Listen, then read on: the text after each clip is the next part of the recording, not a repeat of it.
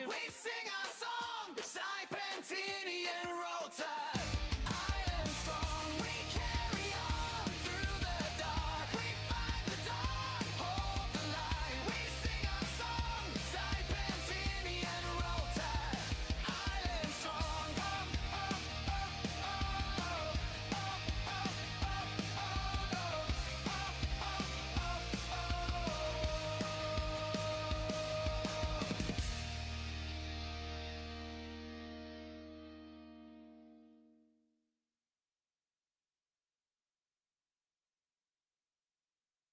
AP News, I'm Ed Donahue. Gunfire today in Minneapolis. What we do know is that a 37-year-old woman is dead and that she was shot by ICE. We've dreaded this moment since the early stages of this ICE presence in Minneapolis. Mayor Jacob Fry says the presence of ICE in the city is causing chaos and distrust. There's a lot of information that is swirling around right now, and we collectively are going to do everything possible to get to the bottom of this, to get justice, and to make sure that there is an investigation that is conducted in full. Authorities say a federal officer shot and killed a Minneapolis driver when she allegedly tried to run over law enforcement officers during an immigration crackdown. The Department of Homeland Security says it has launched in Minnesota what it's calling the largest immigration enforcement operation ever carried out by the agency. Secretary of State Marco Rubio, along with Defense Secretary Pete Hegseth, briefed Republicans in Congress about Venezuela. Our military is prepared to continue this. As he said, the president, when he speaks, he means it. He's not messing around. We are an administration of action to advance our interests. In a move to assert control over Venezuelan oil, President Trump's administration seized a pair of sanctioned tankers transporting petroleum and announced plans to selectively remove some sanctions so the U.S. can oversee the sale of Venezuelan petroleum worldwide. Marco Rubio says he plans to meet Danish officials next week about the Trump administration's intention to take over Greenland. A judge has delayed Nick Reiner's arraignment in the killing of his parents, Rob Reiner and Michelle Singer Reiner, after his high-profile attorney in Los Angeles asked to be replaced by a public defender. Messy winter weather brought snow, ice, freezing rain, and dangerous driving conditions to New England. This is AP News. The Hollywood Awards season is kicking into gear. Golden Globes host Nikki Glaser is struggling to figure out the right joke to make about Julia Roberts. She can't seem to find a Roberts line that won't anger a crowd that adores her. And you've just been staring at this whiteboard over and over, thinking what are we going to say about Julia Roberts? We've covered every single angle, and then someone just says something, and you're like, that is such an amazing moment. Last year it was Wicked for us. We just could not crack a Wicked joke. The comedian is hosting the Globes for the second straight year on Sunday. Glaser has been working her monologue jokes in comedy clubs in the run-up to the show to see what works. She also told the AP that she's having to consider whether to mention Venezuela during the show. You can't even anticipate things a week away as being relevant enough. The Globes are Sunday live at 8 p.m. Eastern on CBS and streams live on Paramount+. I'm Haya Panjwani. More information at apnews.com. I'm Ed Donahue, AP News. Fox Sports Update. Preseason favorites to win the Super Bowl, now in need of a new head coach. I'm Jared Max. For the last 18 NFL seasons, John Harbaugh was the head coach in Baltimore. But, quote, these Ravens nevermore. John Harbaugh was fired yesterday, 2 days after the Ravens season ended, with a missed field goal attempt that, if made, could have helped Baltimore make the playoffs. Now on the outside, the Ravens are making a big change. John Harbaugh out as head coach.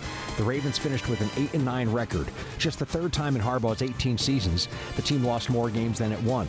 The Ravens never had a worse season at home, just a 3-6 record in Baltimore.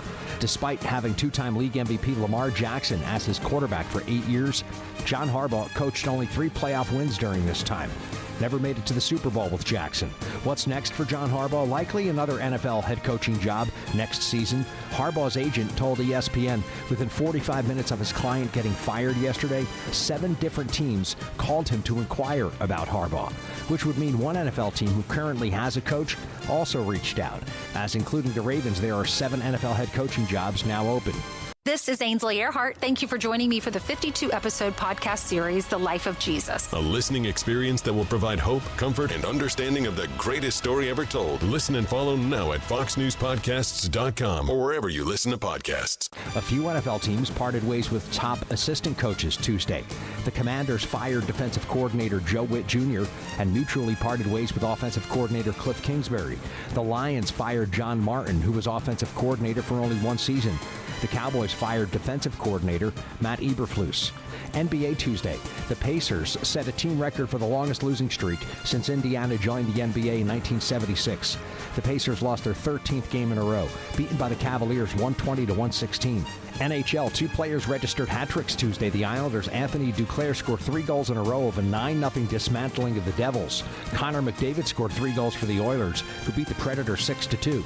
It's Game On with the Fox Sports app, available wherever you download apps. I'm Jared Max. Get more on the Fox Sports app and foxsports.com.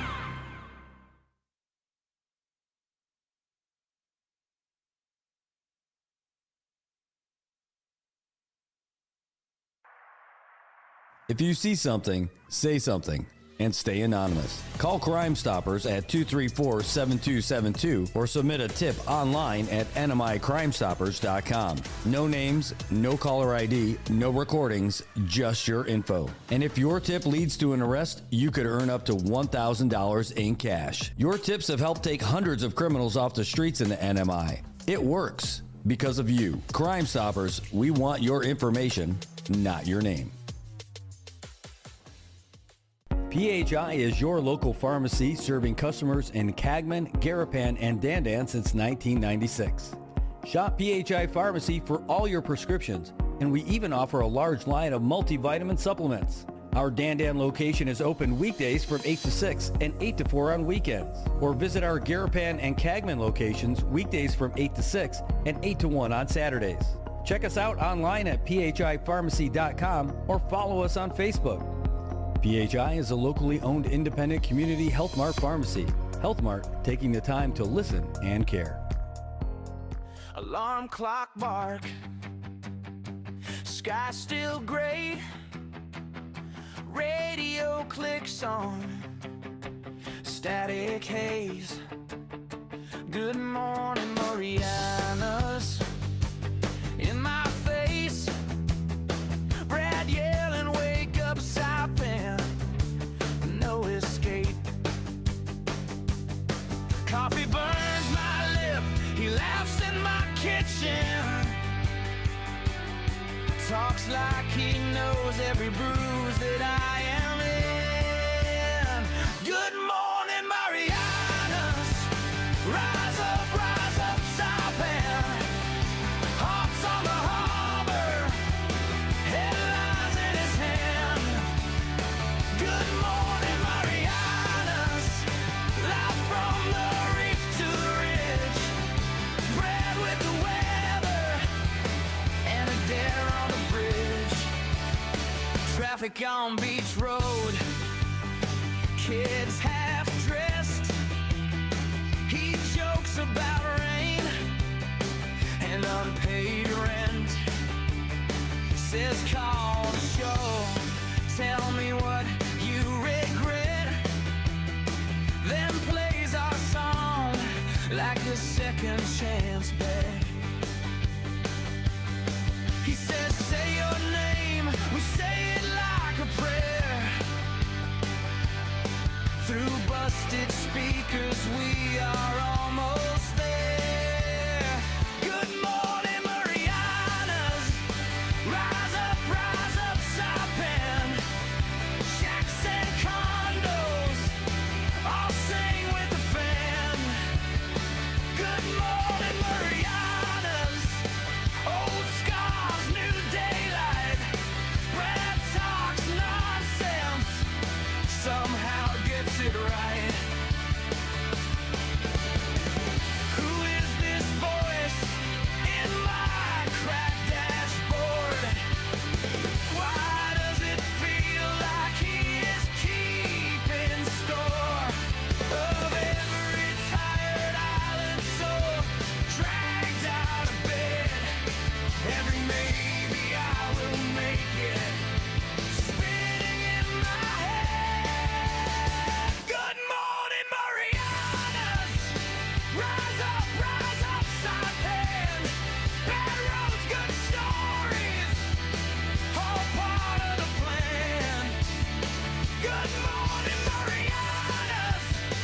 Yeah, shout it again. Brad says you are awake, so start living it then.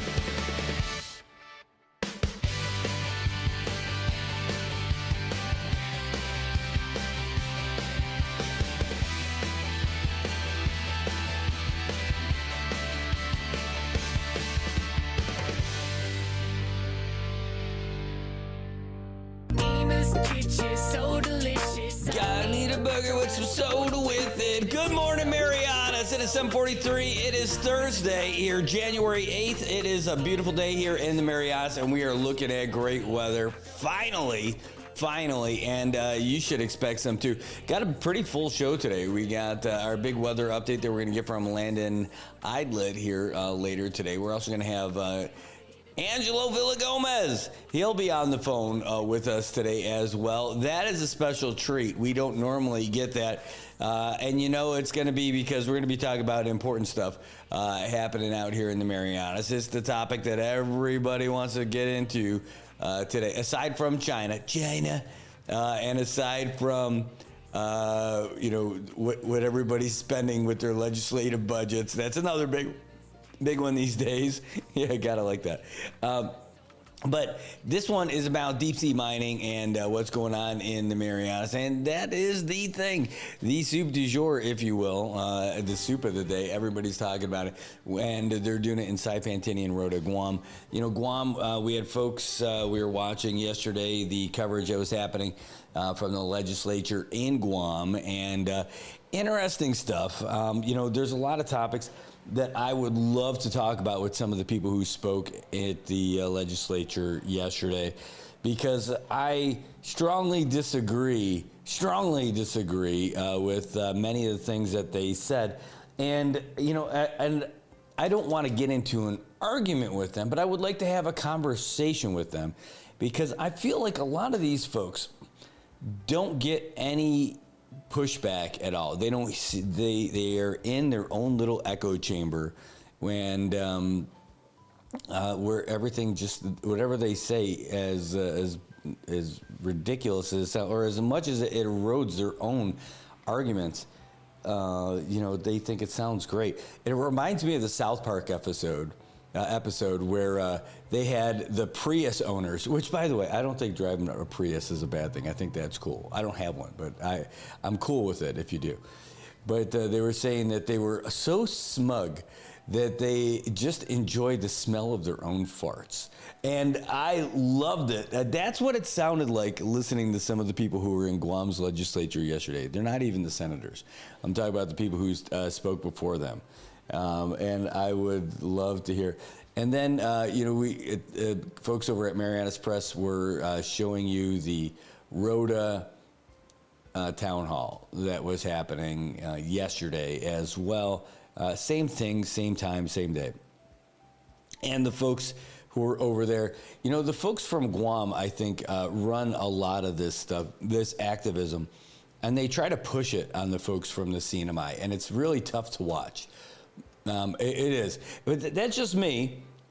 But it is so Guam driven, and I don't have anything against Guam. Of course, I don't, because they're awesome. But there's something wrong with the activist types in Guam. I mean, did they not get enough hugs? Did their dad? Was their dad not an active part of their lives? I mean, it feels so bad. I'm confident that there was not a strong male influence in the lives of the activists in Guam. And I think that's the problem.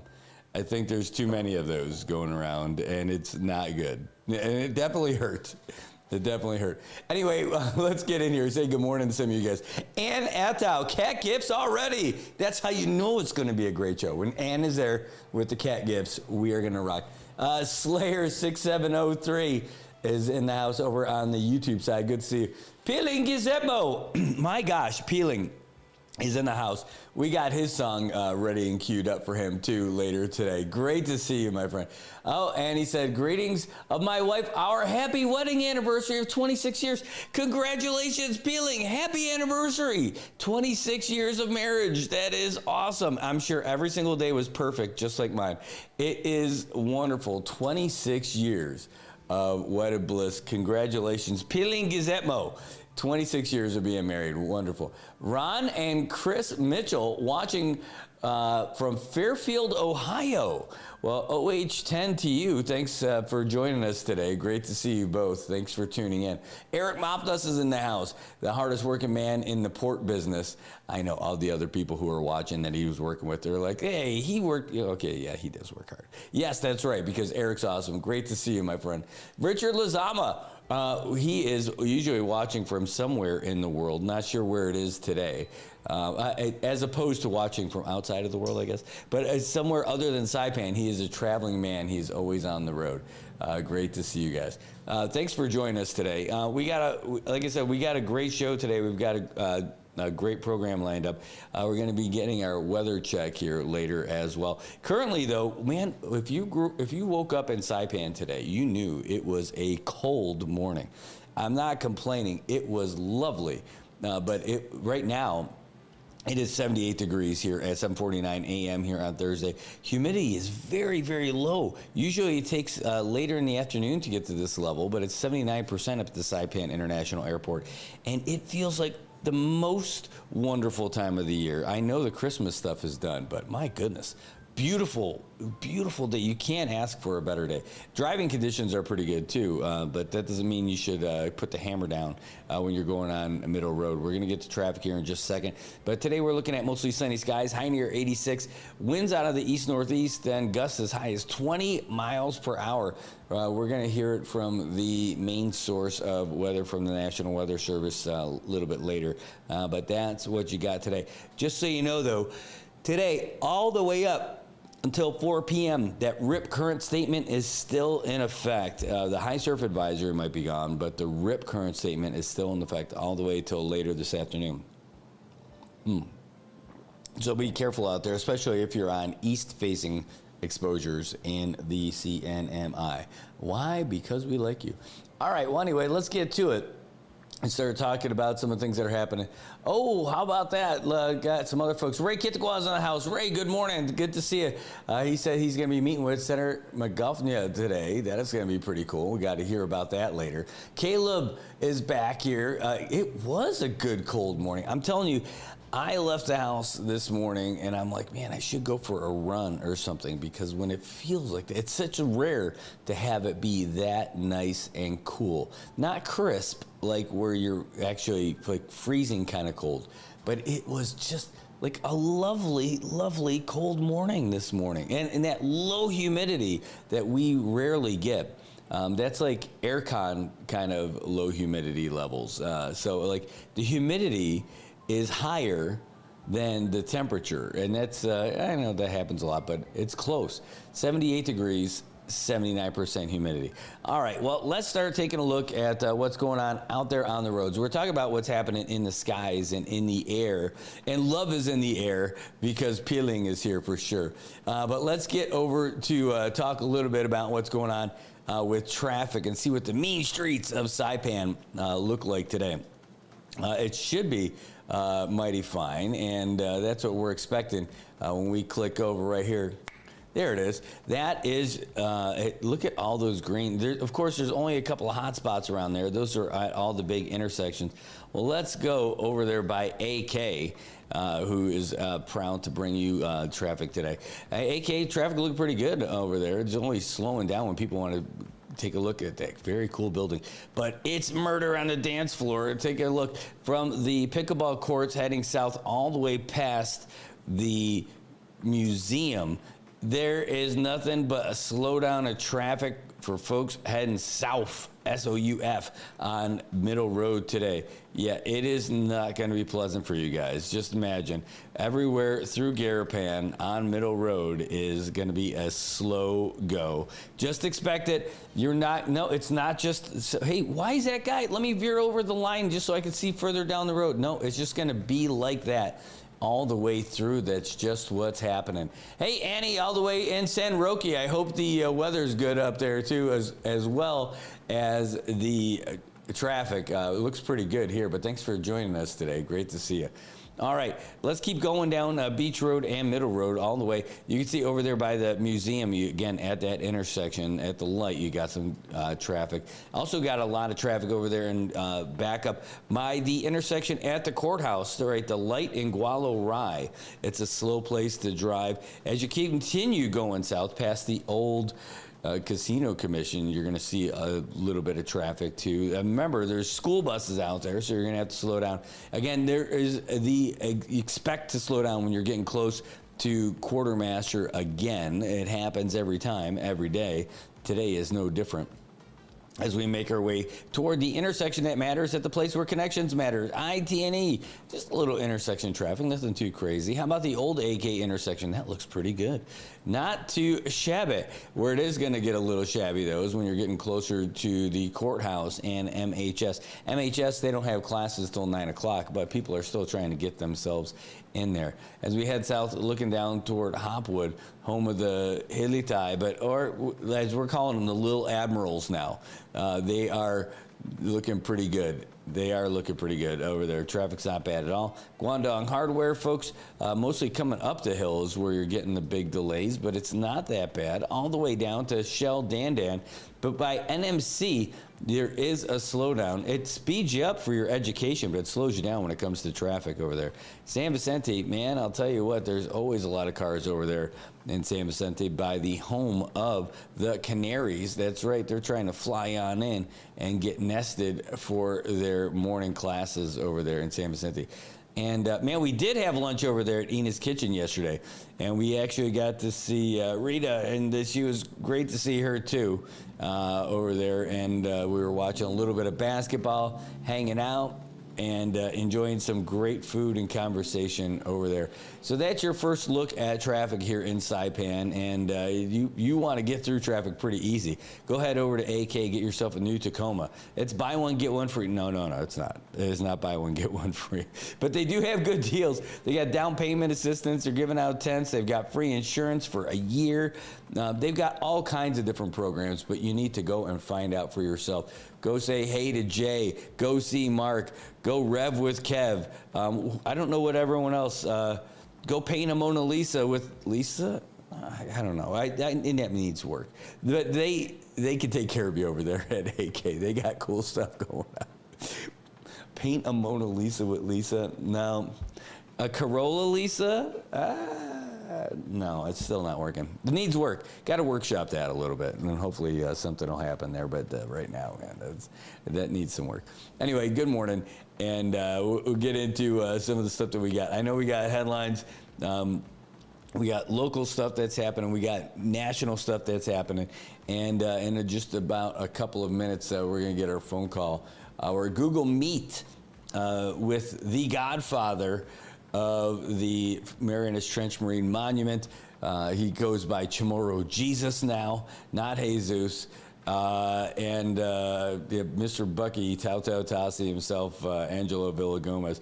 We're going to talk, he is my buddy. He was my best man back when we got married, and not him and I, but, you never know. But we're going to be talking serious today. Maybe going to have some jokes here and there, and maybe some off-brand humor. But the main thing is, though, we're going to talk about this deep-sea mining stuff and how it relates to the whole region here and what it really means to us out here. Now, tomorrow, we're going to be doing some more talk about this as well. We're going to have Sheila Babalta is going to be with us in studio. She's flying in, and that's pretty exciting. She will be here, and she won't be here by herself. We're also going to have Amanda Dedicatoria. She was there in Rhoda yesterday. She's part of the Micronesia Climate Change Alliance.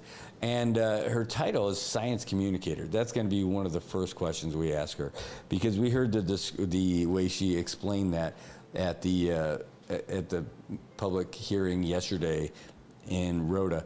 And by the way, there were some really good takes from the local folks over there in Rhoda. I loved them. The first being, there's a local dude who was saying, I don't know who this guy is, a bigger fella who is in that thing. I got to find out who he was. But he's got like a level head. He made sense. He's like, hey, is this really, what are we talking about here? Shouldn't we be talking, before we talk about all this stuff that we don't know about, like there hasn't been any environmental study done and everything, shouldn't we really talk first about like Article 12 stuff and covenant stuff and about shouldn't we have a seat at the table? Because we don't have one. Whatever we say here doesn't matter. I'm like, wow, dude, making some real sense here. But the thing is that, he's like, he said, before we get into saying boo about all this stuff, shouldn't we knock out all these main issues that we've got? And the main issues being about like sovereignty or about control over the land or the waters and all that stuff. He's like, why don't we focus on that and then get to this stuff? I'm like, man, that dude's making some sense. I love it. And, then the follow-up to his questions, like, oh, but like hugs and rainbows and stuff. I'm like, no, I need facts. Feed me facts. Tell me why this is good. Tell me why this is bad, and all that stuff. I'm not for it. I'm not for it. I'm also not against it. But I need facts. I need stuff. I don't want to hear why it's great to hug. I want to hear the real stuff about it. And that is part of this whole thing. But no matter what, if you're going to make a comment, or if you're interested in making a comment, or you want your comment to be entered, if you want your opinion entered into the Federal Register, you've only got a few days left to do it. January 12th is the last day for you to get this done. And so you got to do it. I mean, that's really it.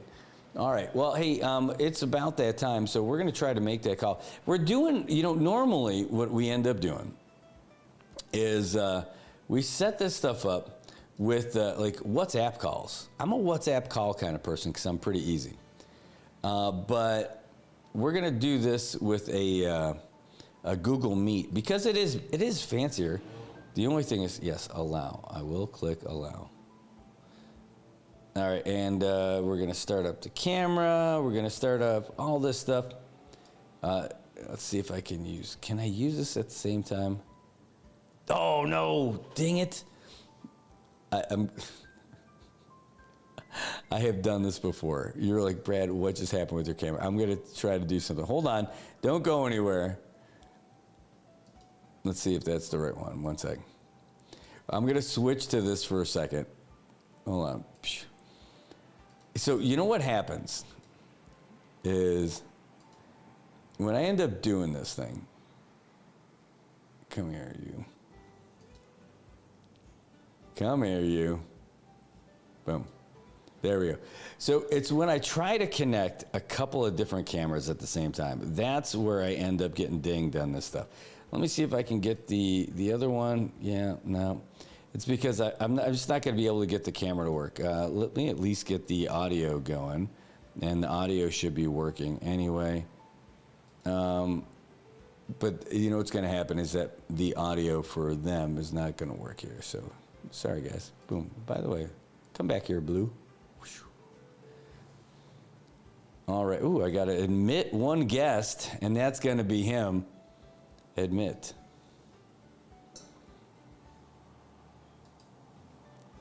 All right, so we are on there. Now, I can see him. You guys can't see him yet, but you're going to hear in just a little bit as I try to make this a bigger screen to capture all of his awesomeness. Boom, boom, boom. Boom, boom, boom. Yeah, I'm pretty sure that I got the most patient audience in the Marianas. All right, and hopefully we're going to be able to hear him. He's on there right now. Now, unfortunately, or fortunately, you pick, Angelo. You're not going to be able to see me in this one. Hold on, let's see if you can even catch my audio. Can you hear us? I can hear you just fine. Oh, yeah, look at that. There we go. We've got him on the screen. We can hear him. He can hear us.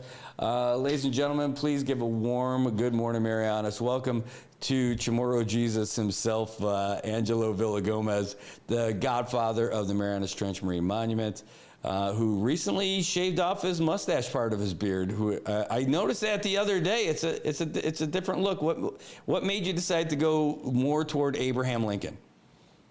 So I am not a thin human being, and when I lay down to sleep, I snore, and when I snore, my mustache goes like this, and it's really itchy. And like just one day, I was like, it kept waking up and itching my nose, and I was like, you know what? I'm shaving this stupid mustache off. So it will grow back. Yeah, if only that worked for the back of my head, that would be awesome. Yeah, it will grow back. I started growing facial hair during COVID when we were all at home, and I just kind of just stopped growing. I stopped cutting my hair, stopped shaving my face, and then here I am 6 years later. So this is what I look like. So is this one of the good side effects of COVID, is that you were able to grow facial hair during COVID? I guess so. Or I just wasn't looking in mirrors or something. Or I didn't have to wear pants for like a year and a half because I worked from my desk. So I just kind of let myself go. I was exercising though. 2020 was a great fitness year for me. Yeah, I was exercising. Hey, before we get started, I wanted to congratulate you on all the success you're having with NMI News Service. I saw you've been doing this since 2022. Is that right? So the NMI News Service was really like full time, like a year and a half ago. Okay. That clip that we had the other day, you're talking about that throwback, that was from the house. The longer story is I even have a clip in there from October of 2021. And so it's like there were some days, but that was the Good Morning Marianas. In fact, it wasn't NMI News Service. And somewhere along the line, I don't remember when it was, when I made the transition from making the Good Morning Marianas the thing to making it, to shift everything over to NMI News Service. But thanks, though. It was May 4th, I think. May the 4th be with you. That was the first day that we did this full time. And yeah, thanks. It's been a wild journey. Yeah, congrats. Well, and you've been doing a whole bunch of stuff. So, like, of course, I've known you for a long time, and the folks here in the Marianas have known you for a long time. But you were one of the people who got things started with the environment here. I know you won't claim that you're the guy or anything. You were one of the people who got Beautify CNMI together, and people remember that. That was something that really got a lot of people together to not just talk about the environment and everything like that, but there was a time when people talked a lot of smack about Saipan on the internet, and you even got blogs going here. Yeah, there was a website. I won't say the name. Yeah, but it wasn't a flattering reference to the island of Saipan. And you got a bunch of people to start blogs. And I'm not talking what people talk about blogs in Saipan now. They refer to them as the comment section of the Variety, and I still chuckle about that. But yeah, we created the We Love Saipan network, where a bunch of us would just write about our lives and like how much we love the island and the fun things that we were doing. And they're like, I miss the island so much. There's always something to do. There's always a barbecue to go to. There's always a soccer game on the weekends, a volleyball game on the beach. I miss the island so much. I often tell people your quote that you said to years ago. You're like, there should be a support group for people who leave Saipan. Yeah, it's home. I mean, it's even for folks who aren't born there, who go there, you spend a couple years on the island. It's a special place. We're a special people, and people take the experiences that they have on Saipan with them all around the world, and it stays with them. Like it's such a wonderful community. I question every day why I left. I left for work because I pursued a career in global conservation, and that is easier done from Washington, especially 20 years ago. Actually, I left 16 years ago. 16 years ago, it was impossible to do the type of work I do from Saipan. But now we've got homegrown global superstars, Sheila Babauta, Julian Ogden on Guam, and like honestly like a whole bunch of others.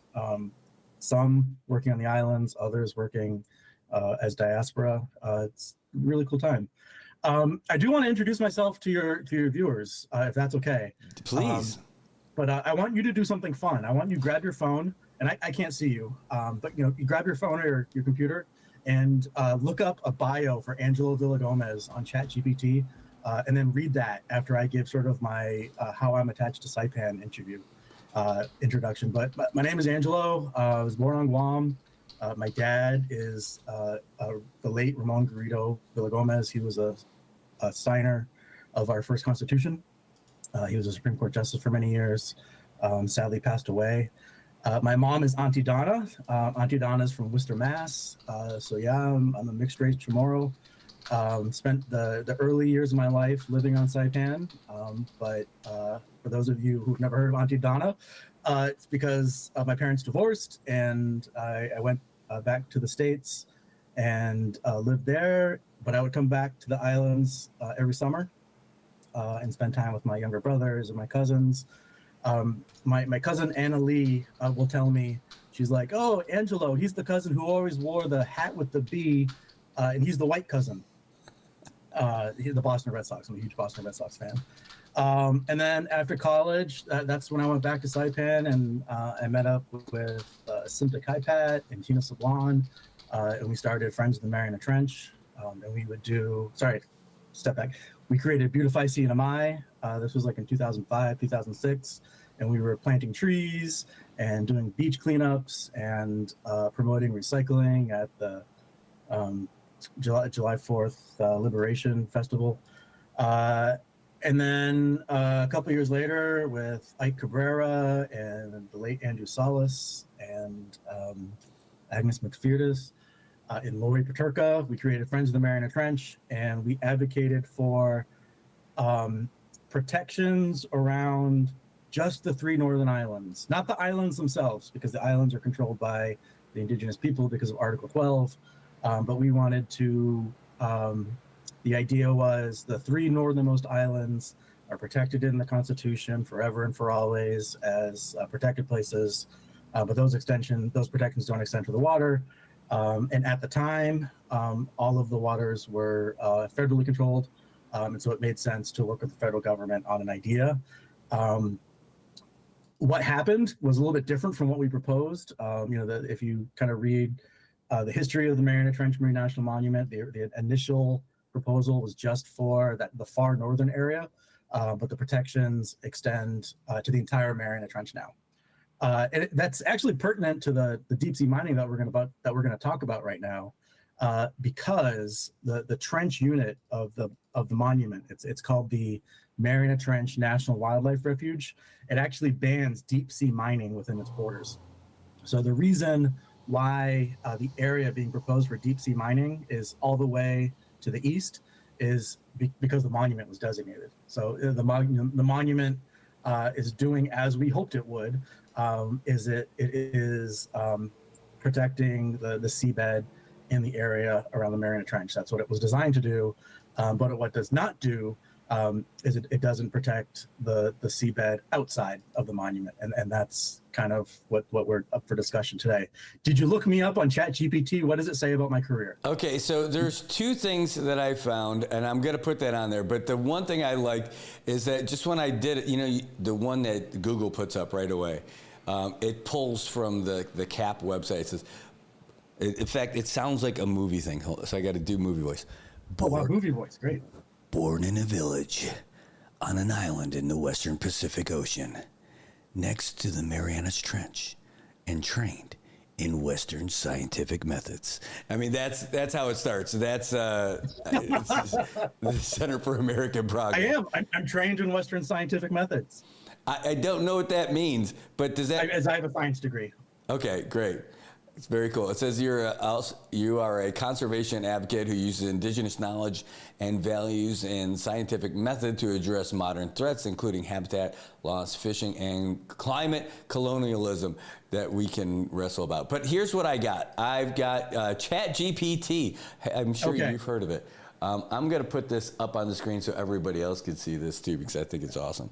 Hold on. Well, actually, maybe I won't. Maybe I'll just read it from here. Okay, so here's a solid, ready-to-use biography for Angelo Villagomez. Bio. It says, Angelo Villagomez is an indigenous Chamorro conservation leader from the Mariana Islands whose work bridges indigenous knowledge and Western science to protect ocean ecosystems while strengthening community governance. He's a senior fellow at the Center for American Progress, where he focuses on indigenous-led conservation and ocean policy. This is where it gets good, I think.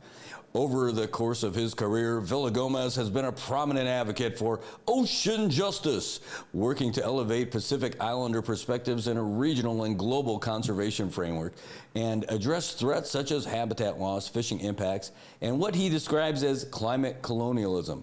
He has also written and spoken publicly about conservation and resource management issues affecting the Marianas, including deep-sea mining concerns in the region. Then they got a couple of other things here. There's like 3 sentences left. It says the one or two is that you're an indigenous Chamorro ocean conservation advocate from the Mariana Islands and a senior fellow at the Center for American Progress, focusing on indigenous-led conservation and ocean justice.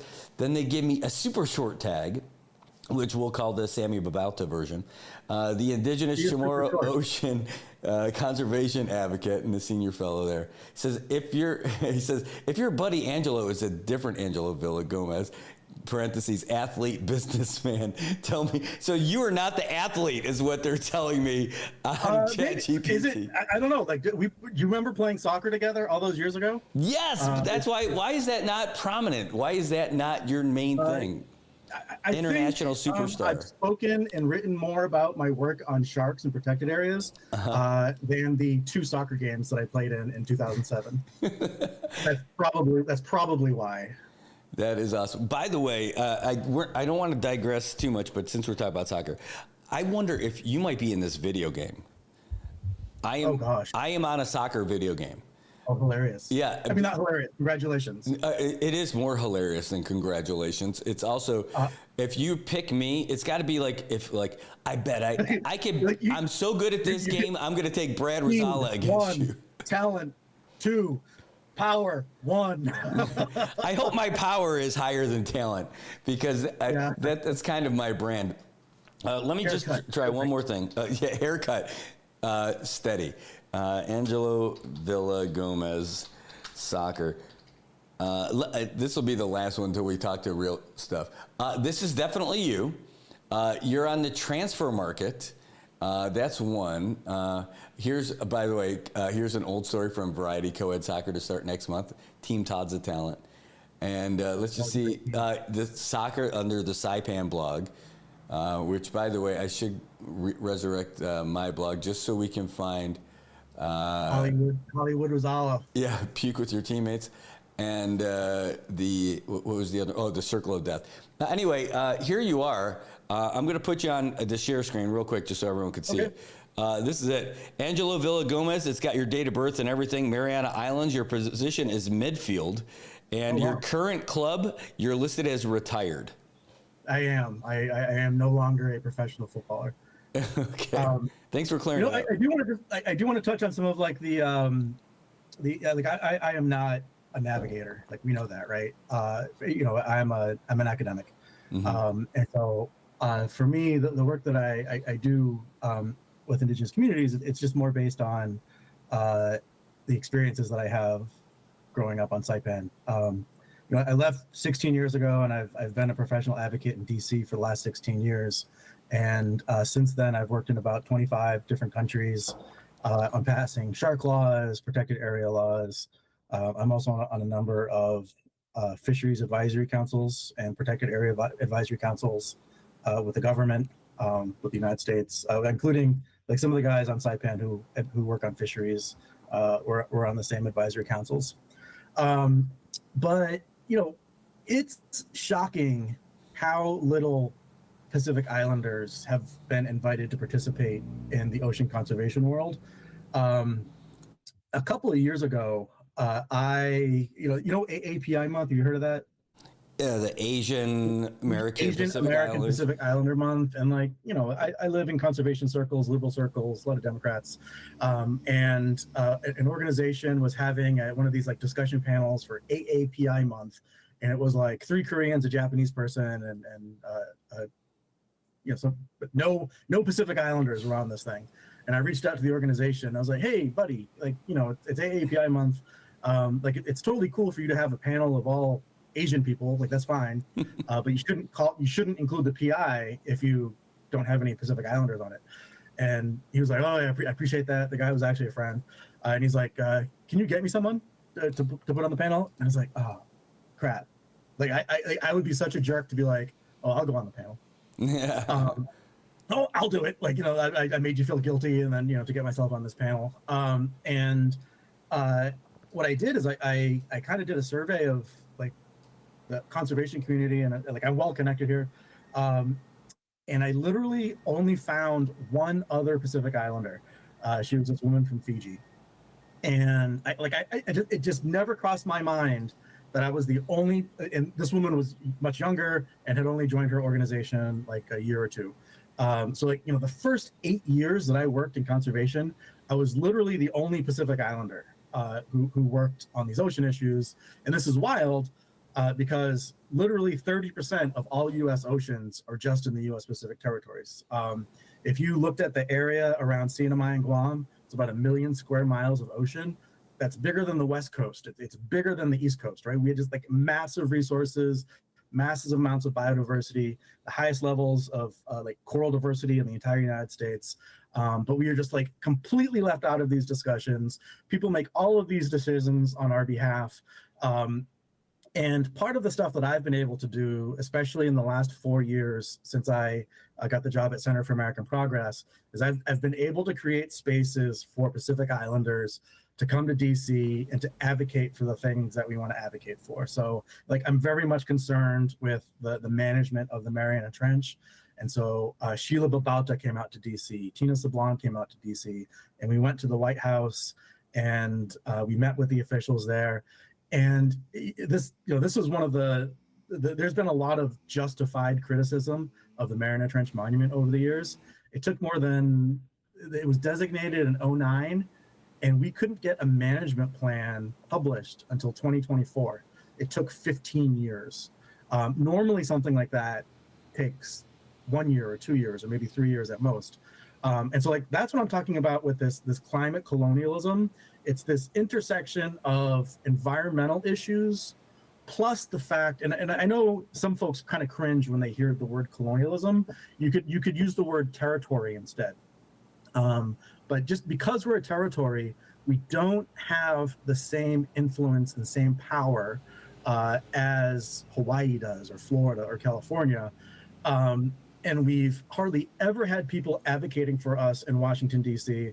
And I'm the ocean guy, but for our community, like we need somebody doing healthcare, we need somebody doing military, we need somebody doing education, and all of these issues. And I've over 16 years, like I've come to the conclusion that like the core of a lot of the problems that we have is due to the relationship that we have with the United States. And I don't think that's very controversial. Because a lot of folks are always talking about, oh, we have to talk about the covenant, we have to talk about the 902, so that's the kind of stuff that I do. Is I have been very lucky to be able to bring the U.S. territories into the national discussion, and so that some of the things that we're asking for are the things that are hopefully happening. Now, I admit I'm on a particular political team. And things were a lot easier when the last guy was in office. And the guy who's in office right now has just a very different way of looking at natural resources. Like, I don't think it's controversial to say that we just invaded Venezuela for their oil, right? Like everybody's saying this on CNN or Fox News. And so, we have leaders in Washington, D.C. right now who are willing to use the military to get to these natural resources. And as a small community out in the Western Pacific, like we have to really know what we're doing when we're dealing with somebody like that. And right now, it's it's the rocks, the electric rocks, the deep sea mining at the bottom of the ocean, but it could be fishing. If you look at the Magnuson-Stevens law, and that's the law that manages all the fisheries in the United States, there's a provision in there that would allow the federal government to sell access to our waters to foreign countries. Personally, I thought this would never happen, but this is something that we have to keep an eye on under this president, who's very interested, and basically everything is for sale. We're gonna drill for oil and off of every coast. We're gonna mine for these minerals, and we're gonna open up fishing everywhere. So that's what I do. It's a very exciting time to be alive and working in Washington, D.C. And I'll say I also recognize I don't represent anybody back home. I've been gone for 15 years and 16 years now. And in our community, the longer it's always home. You're always family. But I do feel like the longer you stay away from home, kind of like the less street cred you get. And so, what I try to do is let other people talk. But like my role is to help open doors. And like I've made it. Like for the most part, like I work for a very prominent, influential think tank. I think I'm literally the only Chamorro who's ever worked for one of these big DC think tanks. And I want to help our people share their voices and make sure that the decisions that are happening in Washington, D.C. are actually benefiting our communities. Well, it's great because it seems like we got one of our guys there in you, right? And that's like one of the encouraging things about all of it. And, we disagree on some stuff. I mean, we can't agree on everything, right? So, and that's cool. But what I really love about our conversations is that, one, we're able to have them. And number two, you can enlighten me on tons of stuff because this is your ballpark, right? Like I'm just kind of learning about a lot of this stuff as this goes along. And, some of the stuff, I don't get, or some of the stuff I've got my own, like, I'll just call it like a layman's take on a lot of stuff. Like I think like regular everyday kind of folks out here kind of have. And, but you actually deal with this. But like one of the things, even though I'm one of the folks who cringe when there's a term like climate colonialism, right? Because I think that colonialism is used over. But what makes sense to me though is like the way you described it. Without getting into like U.S. versus like potential sovereignty or something like that. It's just like, hey, why would people from half a world away have a better idea of how to run what we've got going on here than we do here, right? So I think it's just the packaging for me that I'm not a big fan of.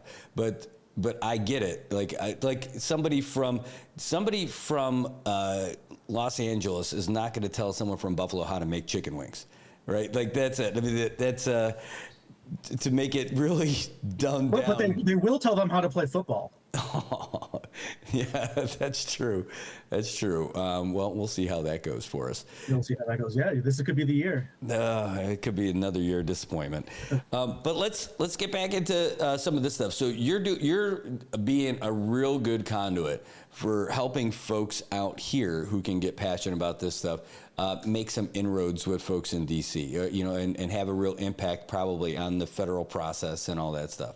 So that's the way does that sound like a pretty good summation of that? So now the biggest thing that we got going on right now is this deep sea mining thing. And, I also think of you playing the ukulele for Under the Sea when I think of this whole topic. So with this, where do you want to start? We can talk about the RFI. I mean, it's all going to come down to that we've only got a few days left. With like what is BOEM and like what is BOEM supposed to do, and then just talk a little bit about why deep sea mining. And deep sea mining is a topic that's been proposed for 50, 60, 70 years. There have been tests of deep sea mining. When they did the deep sea mining testing 50 years ago, they would just use a bottom trawl. Where they would take like this giant metal beam and just drag it across the ocean, and then there'd be a big net in behind it, and like stuff would just kind of go into it, and they'd then pull it up and see what was in there. And the fact of the matter is, these are minerals that are needed. Right now, China has a lot of the minerals within their borders. Nearly all of the refining is happening in China. And if you watch the news, Greenland also has a lot of these metals. And there's talk of, is the United States going to use the military to overthrow Greenland and take it away from Denmark? Like these are not conspiracy theories. These are like serious conversations that are happening on serious news channels right now, and it's something that we need to keep an eye on. And this is probably something that's going to happen. The amazing thing, the thing that is somewhat hopeful, is that it hasn't happened yet. And there's a very long history of human beings going out and getting natural resources and causing lots of damage and only figuring stuff out afterwards. But the situation that we're in right now, we actually have the opportunity to get it right. And the thing, I think one reason why, at least people I've spoken to, why this is just so outrageous is that on November 9th, my birthday, nobody in our community knew about deep sea mining, right? Mm-hmm. And you're like, there's Governor Liu over on Guam is saying that she only heard about it because it popped up on the Federal Register, and then she either emailed or called Governor Apatong, and he said, "Oh, I don't know anything about this." And we've only got 25 days left to comment. And so I think the thing that's most outrageous is the speed at which this is happening. Deep sea mining is probably going to happen somewhere in the world at some point in the future. And as somebody who cares about conservation and as somebody who cares about communities, I haven't completely figured this out. Eventually I'll write some papers on it. But I would want to do it in a way that is as causes the least environmental damage as possible, and also causes the least societal harm. And if you just, again, you could ask ChatGPT, where has mining fucked shit up? You're going to hear about the uranium mining across the United States and the West, and how 100 years later, these communities are still poisoned and are, getting cancer because of things that happened 100 years ago. There's horror stories from the Philippines. There's horror stories from Nauru. Just very recently, there's been some horror stories from Papua New Guinea, where a deep sea mining company was kind of testing some stuff out, and then went belly up, and the local community was left with the bill. I think it was like $24 million or something. And like the way we end this conversation is that what I really think is going on right now in the Marianas is what was happening in PNG, is that this is about testing unproven technology. And it's a lot easier to go to a place that nobody's heard of. It's only 250,000 people. Nobody's ever heard of it. The Yes Theory guys, did you watch that video? Yeah. They were like, I can't believe nobody's ever heard of this place. And they see the girl on the street and they're like, do you know that nobody's ever heard of you? And it's so annoying. But like, that's the perspective of a lot of people in the United States, is like, it's a far off place. No one really cares. And that's a problem for me. And you're right. So yeah, go ahead. No, I would say, but you've said it before in other conversations about other stuff, and it's not even that nobody cares; it's just that people aren't aware of it. I remember, Brad, you know why that is? Why? Colonialism. Oh, yeah, I know. And let me explain it to you, because it's important. Because you're gonna be a climate colonialism believer, especially when your daughter goes to college and becomes a liberal. And then I have to fix her. All right, go ahead. It's do you know how many tribes there are in the United States? Are we including my Jewish friends? I'm not sure. No, there's 12 of them. Okay. 12 tribes. But no, the 12 Jewish tribes. Do you know how many tribes there are in the United States? No, I don't. Why don't you know that? And I'm part of one of them. Because of colonialism, bro.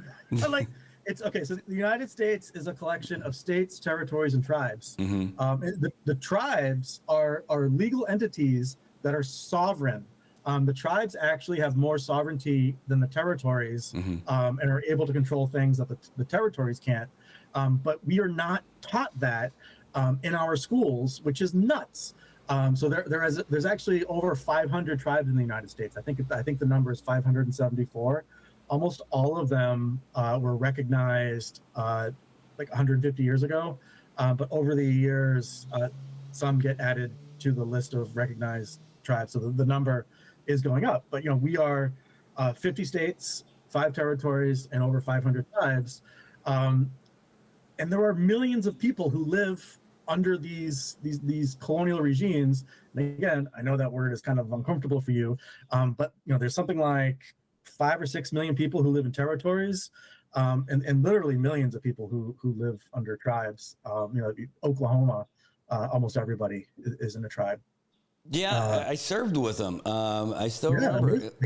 They're just like us. Like, they serve at high levels in the military. But there's actually, I know some folks. There's some Native Americans who live on Saipan, who married Chamorro girls. Really? I'm not gonna call names, but there are tribal people everywhere. Yeah, that makes sense. Well, I mean, they're everywhere, and I just don't remember. This is going to come as a bit of a shock, but it's been a while since I've been in school. Yeah, but the point you were making is that it's not that they don't care; it's that they don't know. Just not really aware of it, because I had heard of Guam, but I didn't really know much about it. I knew, but I think some of that may be a regional bias too, because I was on the East Coast, so I knew about the Virgin Islands, and I knew about Puerto Rico. But the whole connection with Guam and American Samoa. But you had heard of the Mariana Trench? I have. Yes, I have. Great marketing. Can you name one other underwater geological feature anywhere in the world? Not the grotto. Well, I think, isn't Challenger Deep part of the Marianas Trench? Challenger Deep is part of the Mariana Trench. So that won't count. Anyone. Just name, I feel like I'm Jimmy Kimmel saying, name a country. I know, but I want to use that one thing, that blah, blah, blah, blah plane that they just talked about with all the mining stuff. Yep. Clarion Clipperton, maybe? Yes, there you go. Yes, Clarion Clipperton. So, I bring that up just to point out, the Mariana Trench is literally the most iconic undersea feature on the entire planet. And we live in, I live 6,000 miles away. But our people live in a really iconic place. And everybody knows about our ocean, and it's our job to tell them about our islands. That's our people. Yeah, it's a great thing, and so I get that. I definitely get that, and this stuff, and. Well, as much as I want to get into some of the other stuff that you were talking about, I think that's a better fried chicken and beer conversation. Sure, man. But with this one, so like we're saying, so a lot of us, this went from not being a thing to all of a sudden it's the big thing. It's on everybody's radar, and it seemed like the folks here were ready to roll right away to start talking about it. The folks from the college were on it pretty quick. You guys were on it pretty quick, even before. I know you reached out at one point. The folks from BECQ had reached out to me, say, "Hey, I don't know if you know about this, but this is coming up," and this was in October. And there was some momentum building toward it. Yeah, for me it was Sheila. So I helped found the Friends of the Mariana Trench many years ago, and I was a board member for many years, and then I stepped away, and I just came back as a board member a few months ago. And when this popped up, we had a meeting about it, and issues like this are very controversial. Fishing. And we had a discussion about, as a board, Tina's on the board, Lori, Ike, about whether we wanted to be involved in this, because we didn't want to get on the bad sides of leaders who were interested in the financial opportunities, and the island's in a tough place, man. I see the numbers for the arrivals, and I hear about the austerity measures that the government is putting in place, and my heart breaks. And I think that's one reason why we're even listening, is because this does offer hope, right? So if it does pan out in the right way. Is that a mining pun? But it was Sheila. Sheila said, "No, we are not going to stand for this. We're going to take a position, and we want to help educate the community." And that's kind of what the friends on the ground have done. Sheila and I work together on the resource document that we've been sharing. And we've got the staff updating it with all of the stories that come out.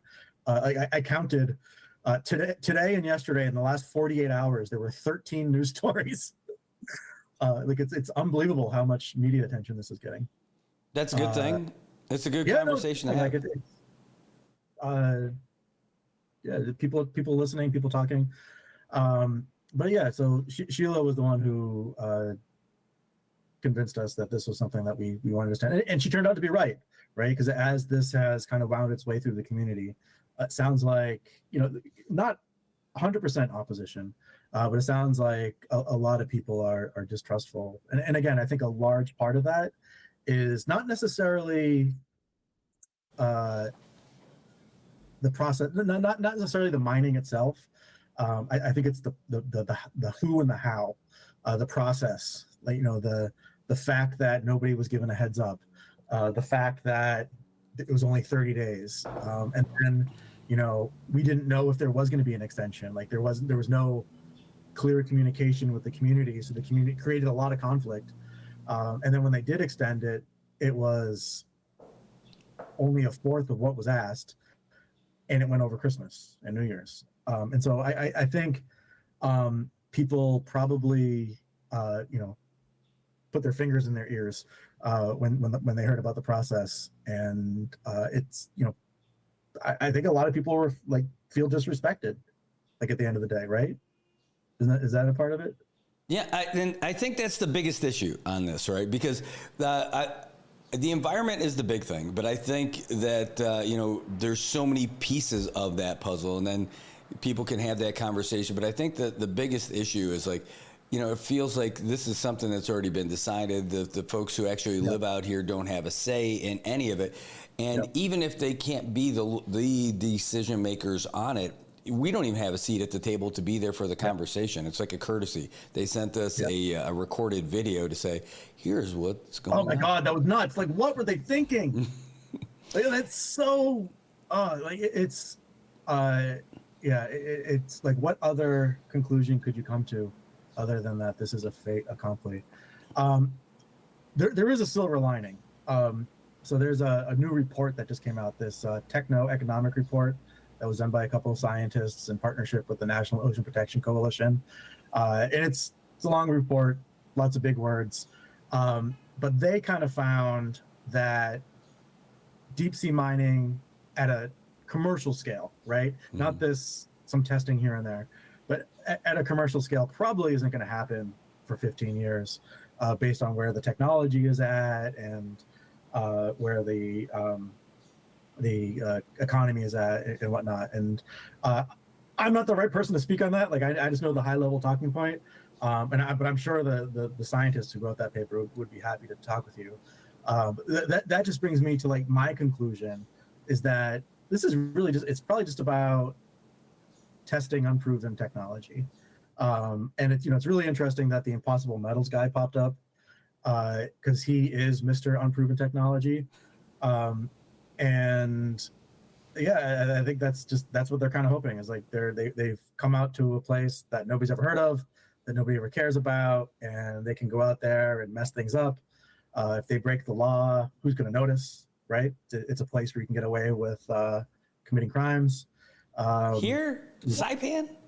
Yeah. So, to go on that, mention the Impossible Metals guy, right? So we had him on the show, and we got to talk to him and hear about his thing, because that's the only one that we know that was submitting something for out here.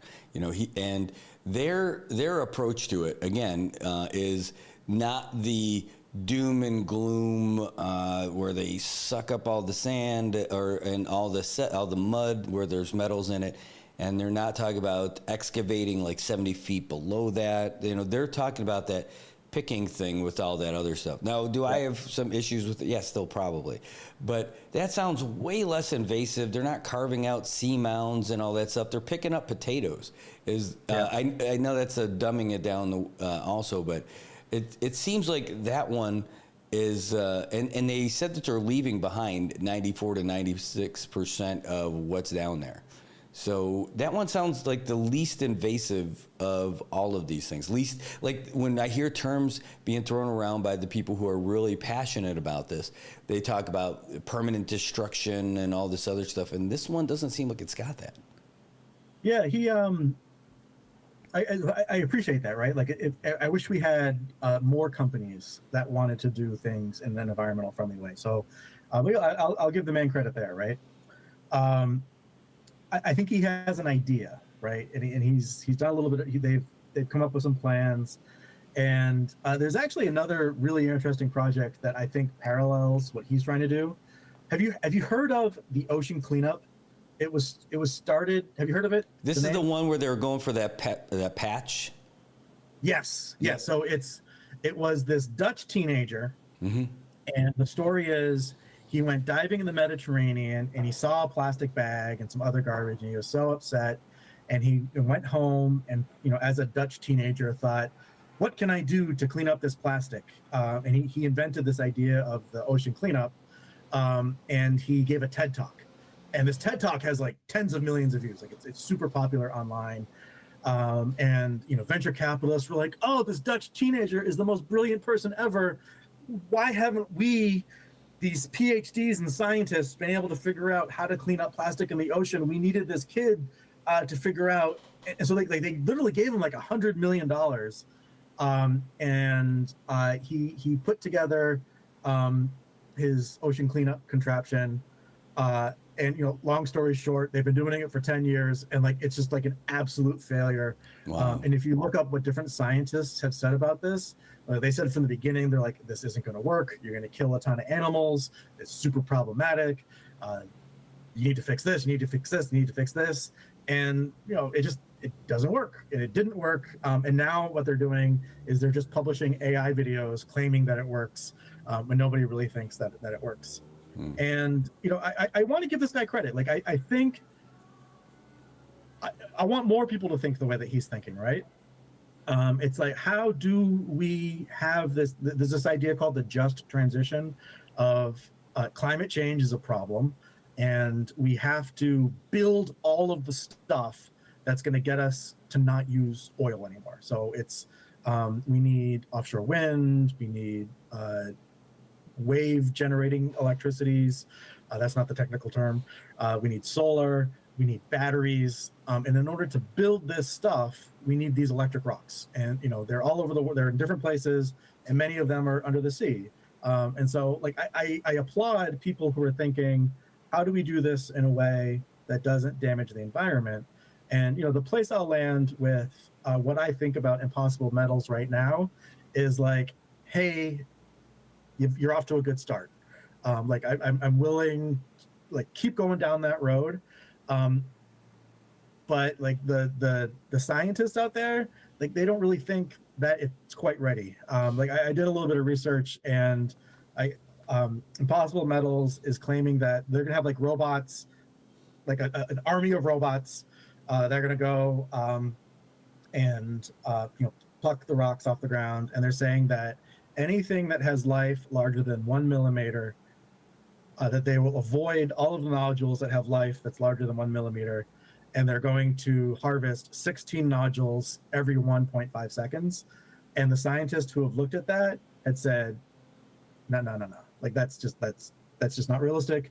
And I trust them. It's you've got the technology, the tech bro on kind of one side, and then every scientist I've ever met on the other side. So I think he's off to a really good start, but it's probably not ready. And on the timeline that's been given, and the fact that there seems to be no way that our community is going to benefit from this. There's no agreements. He's offered 1%, which is like meaningless. So, like at this point, the answer is no.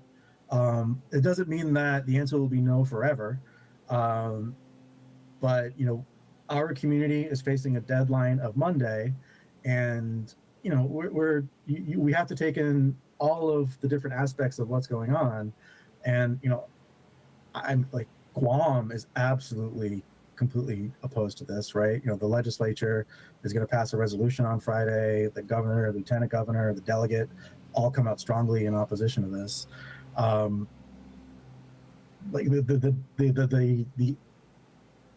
the question in front of us right now is, do you support this by Monday? And it sounds to be a resounding no from almost everybody in our community. So, and there are a handful of holdouts, I admit. Yeah. So, but I like your approach to your conversation on this, and the part about doing this. If there, again, I don't, with this one in particular, right? Even if this is an experimental thing, my biggest thing is, what is the biggest downside if this works? Now, most importantly, though, I like the idea of giving everybody, the respect to be able to weigh in and all this stuff, and not saying, hey, you have to have this done in 30 days. Okay, fine, we'll give you another 30 days while you guys are doing your holidays and all that other stuff. But if, for instance, this one, so again, to give you my perspective on it, I'm not a conservationist, but I'm not a rape the land kind of guy. So I don't know anyone who would put that on their LinkedIn anyway. But for instance, like, I know that you're not Dick Cheney. You're someone. And want to go hunting, George? So like forestry, I think this was a conversation we were having about it, right? So the forestry, people like wood. People build houses out of wood and all this other stuff. People appreciate that wood can grow back if you plant it and you can manage forests and all that stuff. It's still devastating to see big swaths of forest go cut for like lumber and paper and stuff like that. It's terrible. And these trees are the lungs of the planet. They filter out all the bad stuff and produce oxygen. Now that's great. Right now, this is something that's like 10,000 feet at the bottom of the sea that no one sees, that's far away, and all this other stuff. So finding the thing, like, if people can't get fired up about the trees, but it can get to try to get them to get fired up about this is tough. That's one. Number two, more importantly, is that actually there's like two more parts of this. So the other one is with like when they're harvesting those trees and all that stuff, there's a lot more of the microbial life. Those trees are life, right? So you're taking that. So like that 1 millimeter versus something that's been around for like decades, people seem to be okay with that just because it was kind of in the norm at that part. Did you see the movie The Martian? I did not. Keanu Reeves? With what's the guy from Boston? Matt Damon. Matt Damon. Oh yes, I did see that one. I know you're not a scientist. I know that, and yes. You're less concerned about the microbial stuff. It's true. But in the movie The Martian, the thing that kept Matt Damon alive was the bacteria in all of his poop. Because if you've seen the movie, mm-hmm. He's stuck on the planet, and he's got a handful of potatoes, and he figures out a way to grow those potatoes into more potatoes, but he can't do it in the Martian soil because Martian soil doesn't have the bacteria in it, and you don't appreciate that until you're on Mars. You don't appreciate the bacteria in your gut until you don't have it anymore. And it's kind of going to probably be the same thing with these deep sea mining issues. Is the scientists are telling us this is going to be really bad for the microbial habitat, and we're not going to know how bad it is until it's gone. And the worst it could possibly go is from Matt Damon on the movie The Martian. But I think that's just a really great way to understand why some of these ecological functions that seem invisible to us are actually the basis of life. This is excellent. These are great talking points. The other thing is, though, they're not talking about wiping out all of it. They're just taking some of it. So that's why that's why this one, this particular approach. Like this is like the kindest, softest, gentlest, and it's a good start. You could be kinder. Yeah, and even if this was experimental. Sorry, go ahead. Yeah, he's I still put him in the same category as the ocean cleanup. The deep sea mining campaign has kind of done an analysis of what their plans are and are saying that it's impossible. So I think, and on the islands, we have some experience of people saying that they're going to do some stuff, and then it turns out to be impossible. I'm not going to say, you know what they are. You can't spell impossible without IPI. Yeah. So I think, it's a good start, and it's a good story, and it's really inspiring. And if he does a TED Talk, I think a lot of people will watch it and they'll cry, and they'll be just so inspired. But as with any technology, at the end of the day, he's got to find some venture capitalists to fund him. Yeah. And so he's selling a good story, and I think he's starting from the right place. And I think our community would be willing to work with him. However, we're not willing to work with him if the deadline is Monday. And then I forget if he went on your show and said this, or if it was he spoke to one of the national newspapers. He said 60 days is enough, and 60 days should not be up to him. The other thing that he said, which kind of pissed me off, is he said that Chamorro people have no connection to the ocean because we're Christians, and that is just that wasn't on our show though. Yeah, he said that it's in print, that particular line. I don't have the exact quote in front of me, but he basically said, we don't need to worry about these concerns about culture and tradition because they're Christian. I think it was either in Grist or Monterey Bay in that story. So, dude, you're not making yourself any friends, right? You know, it's like if you actually, if he was selling beer, or if he was trying to open a hotel or a casino, you wouldn't come to the island and insult people. And he has kind of done that. And he's, and you got to do it by Monday. If I were trying to push deep sea mining on the community, I would say, hey, I'm going to work with you, and I'm going to work on your timeline, and I'm going to address the concerns that you have. And we've heard that from nobody, right? The federal government's not saying that. The mining company is not saying that, and it's unfortunate. And the deadline's on Monday, so I think the answer is no. Yeah, I hear you. Hey, by the way, you said something else about the 1%. Because that seems like such a ridiculously small figure, right? Yeah.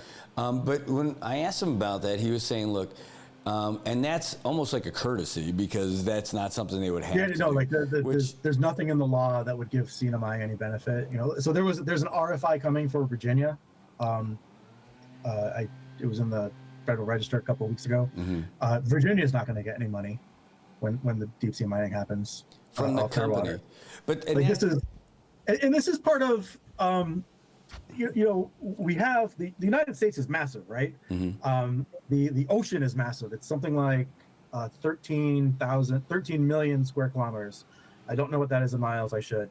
More than 4. We have public lands and we have public waters, and the federal government leases land for grazing and for logging and for mining and for oil drilling, and BOEM is the agency that does that on the ocean for minerals and oil drilling. So, this is a process, like if there's going to be lease sales for oil drilling in the Gulf of Mexico, this is the exact same process that they're going through. So, I mean, this is a process that exists in law, and we're participating in the first time because nobody's ever tried oil drilling, and it's literally the first time the U.S. has tried deep sea mining. But BOEM also does, if you want to replenish a beach, you got to get a permit from BOEM, and you do this kind of stuff, and you go through NEPA, and there's previous times, they're supposed to do it in a way that was not damaging the environment and causing permanent harm, but just with the current administration, it seems that environmental protection is less important than resource extraction. Hey, so with this though, the one thing that he talked about though was that the main way that the CNMI or Guam, for that matter, even though Guam wasn't mentioned in the whole thing, and I know the water's connected. There's no dotted line that says nothing passes through this. But they said that the main way to get a bigger piece of that pie is to negotiate it through BOEM with the U.S. government and the CNMI, akin to like what you mentioned, the oil and oil drilling and stuff like that. Then that's where the bigger part of that money would be than that extra 1% that you would get from whatever company would get it. So we're handicapped in that, and do you know why? Colonialism. So we are at a disadvantage to that because we don't have 2 senators. And in the United States, in a state, a senator can hold up anything for any reason for like almost forever. That's why they have the filibuster. And we are at a disadvantage because we don't have the power to negotiate. And what we have to do is we have to rely on other powerful people to share their power with us to help us negotiate. Sometimes that's like the senators in Alaska. Sometimes that's the senators in Hawaii. Sometimes that's lobbyists. Like, the CNMI government has hired a bunch of lobbyists over the years. Sometimes it's NGOs. But we are at a massive disadvantage for that. And it goes back to the whole thing of, is this actually an attempt to create a long-term sustainable economic activity akin to tourism, or is this they just want to test some gear in a place that nobody's ever heard of, that nobody cares about, so that they can go, the place that has the real gold mine is the Clarion-Clipperton zone on the high seas. So why wouldn't they want to test it there? Because it's closer and everything there. Wouldn't that be easier for them to get it there? It's closer to their resources, to their hubs. They're on the high seas. Mm-hmm. Yeah. So and it's also we're closer to a port, and also I think we just don't matter. I'm not saying we don't matter. I'm saying for these companies, for somebody to come in and say that our people don't care about the ocean because we're Christian, that is evidence of somebody who does not care about us, or care about our islands or our places or our people. I think that is really the thinking that's going on. Is we're gonna make this happen in all these places. Let's go test our gear in Samoa and the Marianas. Yeah. And then when we show that it works, we'll sell it to some venture capitalists, and then we're gonna go make some real money. Maybe at the very least, it's good stuff to talk about. I like the idea of having that conversation and keeping it going. If it was oil drilling like 123 or 130 miles away, I wouldn't be in favor of this at all, right? But the folks in Alaska, they get money every year. They get a check. What's that? They get a check every month or week. Yeah, or year. Just because they get a dividend from the oil reserves from all those things that come in. They also got the Exxon Valdez that decided to show how good the Dawn dishwashing soap can take oil off of animals. You bring up a good point with the Exxon Valdez, and I actually wanted to make the point because you asked me what I was most concerned about. Mm-hmm. And actually, one of my concerns is something that I've heard nobody talk about. This could actually work. And as an example, oil drilling in the Gulf of Mexico works 99.9% of the time, right? It's they do go through this RFI process, they lease it out, the government gets money, they drill for oil. The real problem is when it goes wrong, right? And do you remember Deepwater Horizon? Yeah. That was really bad. And you forget, like with these robots that are going to go down there, let's pretend that that's going to be the thing. Where are the data centers going to be? Are the data centers going to be on Saipan, or are they going to be in Virginia? And what happens if the fiber optic cable breaks and suddenly you can't connect to your AI centers and you've got an army of AI robots that can rip up the seafloor.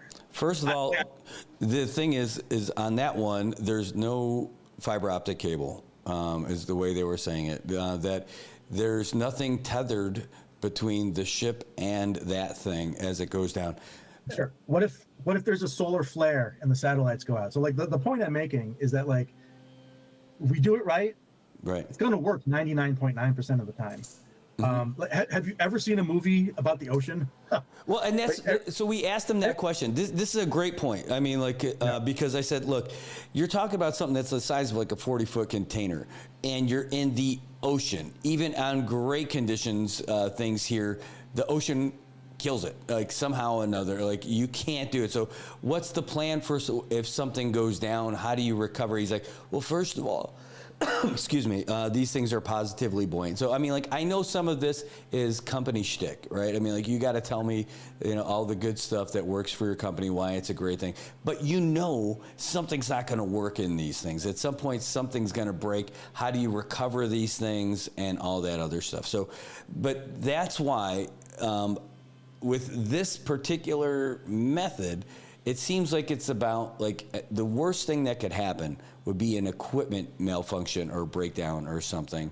And it would be pretty massive because it's like a 40-foot container, positively buoyant robot potato picker. But it doesn't seem like, again, it's not like that big, it's not the pit mining and stuff like that. And it's Donald Rumsfeld would have called that one of the known knowns that could go bad. I think the real telltale thing is the unknown unknown. Yeah, how are they powered? You know what? Not like that. Like there's a great joke of like, what are the best 2 days of owning a boat? Buying it and selling it. Yeah, the day you buy it and the day you sell it are the best 2 days. And, you know, if this is with ocean, we could actually probably learn a lot from the ocean cleanup. One of the things that the ocean cleanup didn't account for is that when you put something in the water, almost immediately, and anybody who owns a boat or who has been to a pier or has been snorkeling knows that anytime you put something in the ocean, things start growing on it. Barnacles and algae and all this kind of stuff. And so, you know, this army of robots is going to be under the water and it's going to have stuff growing on it. And that always causes problems. The way you make that not happen is you buy very poisonous paint and you paint and it's not good for the ocean and the things that live in it. And you paint that on the outside of your boat so that things can't grow on it. And like those things are toxic. And, you know, the questions we need to ask are they toxic for the animals that live there? But we don't even know what animals live there. So, you know, it's this back and forth of we think some things could go bad. But it's not going to be, whatever happens, it's not going to be environmentally neutral. And, you know, the questions we need to ask ourselves as stewards of the, you know, whether you're an environmentalist or not, is, you know, what level of damage are we willing to accept for these activities? Because or none at all, or we're not willing. Some people will say, I'm not willing to accept any level of damage. But I think, you know, we have mining around the world, we have logging, we have grazing. Most economies and cultures are willing to accept some level of damage for that economic activity. And can we have that conversation in a grown-up way among adults, but also make it so that it's fair, so that we're on a level playing field, and it's not just, you know, a couple of senior advisors in Washington D.C. forcing this down our throats, and that's the situation that's happening right now. I'm actually hearing like a lot of agreement between you and me on some of this. Of like, hey, you know, there will be some damage. Let's have a discussion of like how much we're willing to live with, and also like how do we make it so that our ideas are part of the plan, and how do we make it so that the benefits make our way to our community, because our community is suffering right now. Like I don't need to tell anybody on the island how bad the economy is right now. And like things like this, things like the casino, things in the, you know, there was a peanut butter factory, there was a shoe factory discussion, there were the garment industry. these ideas that come off island are just very attractive, because we need them to stay afloat, to keep the lights on and keep the schools open. All right, I'm gonna get off my pedestal. No, this is great. I mean, this is the kind of conversation people need to have, because and by the way, I don't think there's any real disagreement between us. It's not. I haven't stuck my flag in the we need this or we don't need this. I'm just more into like what I deem to be rational discussions about it, right? I mean, like I don't like if somebody like what you mentioned, like those offhanded comments that seem to kind of belittle folks. I hate that kind of crap, and that's no way to engender yourself to the community. But I also want to hear like the arguments that are being made against this whole process make sense too. When people tell me like what the way I view this, the even with the most destructive version of this that we got in that webinar like a month ago or so, the one that what's his name again? Drazen, Dr. Drazen. Yeah, he's on Saipan today. Yeah, so. Even with the most destructive scenario that he mentioned, with where they suck it up to the ships and they don't even drop it all the way, which it sounds terrible, by the way. I can't get behind this at all. Where they take stuff from 3,000 meters below, they suck it up through the tubes, they keep what they want, and then they send it back down, but they only send it down 1,000 meters, so that means it's got free fall for 2,000 meters, right? Even at that, which I would be totally against, 100%. That one still wouldn't affect us here directly as far as the sediment washing up on our shores and stuff like that. I Push don't back on that immediately. Wait, I'm not done with this though. But, yeah, go ahead, keep going. But it would affect everything, like every fish that would pass through here, every mammal that would pass through here, everything that used to live there on the bottom that got excavated 70 feet down and all that other stuff would be everything. And eventually the impact would be felt here. We just wouldn't see it on the reef, is what he was saying. He was saying that like that kind of plume stuff wouldn't wash up on the sands. I'm not saying that we wouldn't expect it or we wouldn't be affected overall by it, but like we wouldn't see it on the beach necessarily, but it would be terrible. Like that sounds like that's the real destruction. That's the irreparable harm. I like all of that. I get that. And with that, I don't see it with this little potato picker guy, even though if it's untested and all that other stuff. So like, I don't see them apples and oranges. I don't see them as the exact same thing. The concept of mining is the same, but this one just seems different. So. Yeah, I think the place where we've landed with potato picker bro is that it's a good start. We're glad you're thinking about that. We're not ready to have that conversation by Monday. Yep. I'll bring back Deepwater Horizon. When Deepwater Horizon happened 10 years ago, some of the oil would like glom together and turn into these clumps, and it would wash down Florida all the way around to Miami, and there was oil washing up all up and down the East Coast. Another example that I've seen with my own eyes, I was in Rapa Nui a couple of years ago, Easter Island, and I was out fishing, scuba diving one trip and then fishing on another. And there are these plastic crates that the fishermen are always grabbing. And when I was out fishing, we came upon one and he grabbed it out of the water, and it had a name of a New Zealand company. And again, this is floating on the top of the ocean, and it's plastic, but fishing in New Zealand affects the ocean and Easter Island, which is like 4,000 miles away.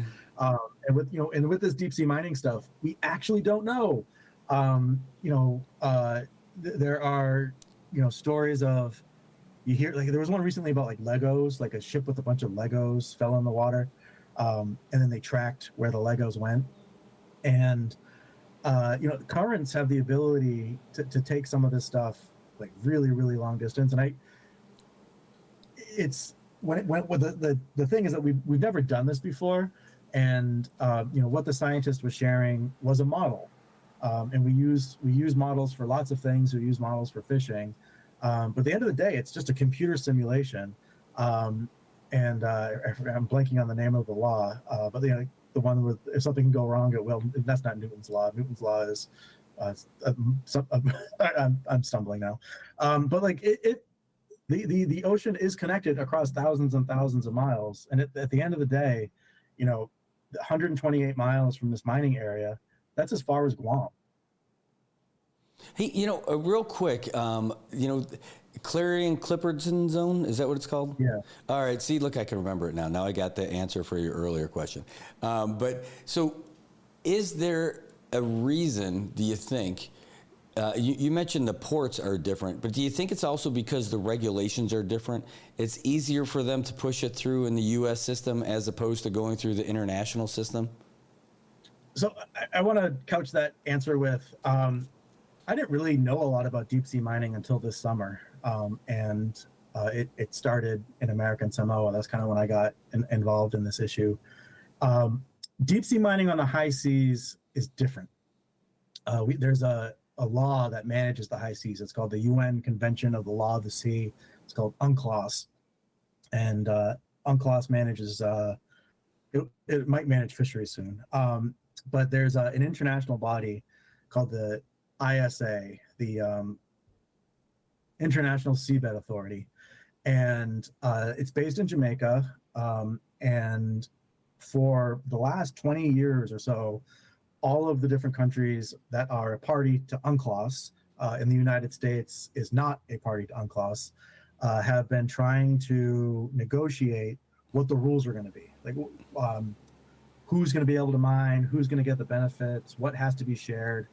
And they're very close to an agreement on what some of these rules would be, like within like years, possibly. Mm-hmm. And these agreements at these international bodies take literally decades to negotiate.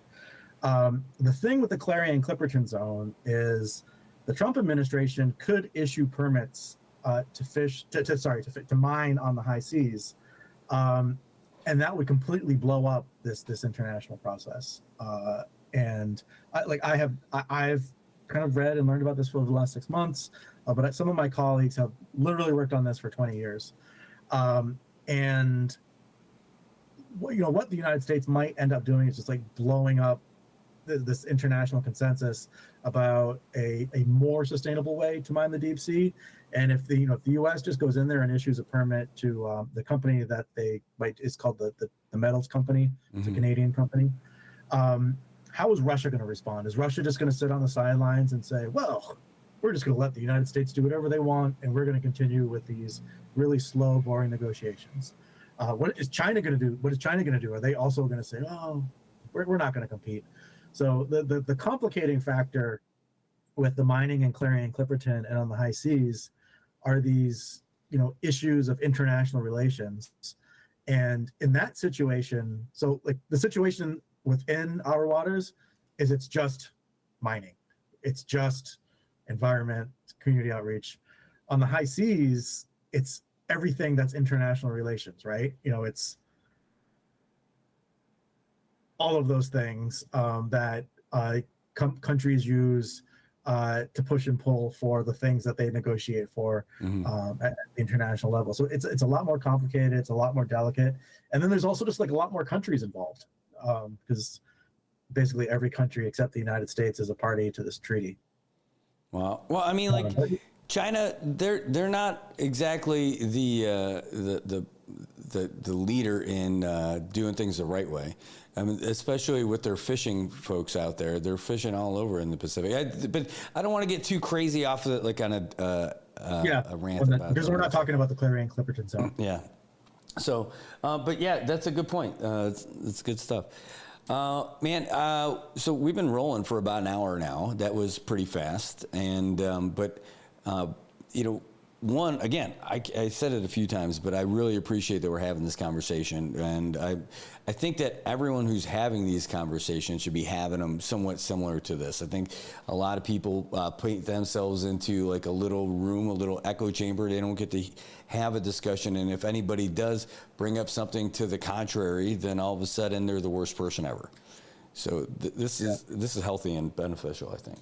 And we're getting towards the end.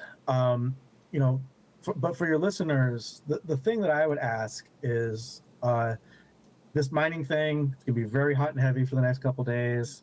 It's going to kind of chill out for a while, and then they will announce they will respond to all of the comments, and there will be a very long document that we can read and look at, and they will the government will probably make a recommendation on the area that they're going to consider for further potential mining.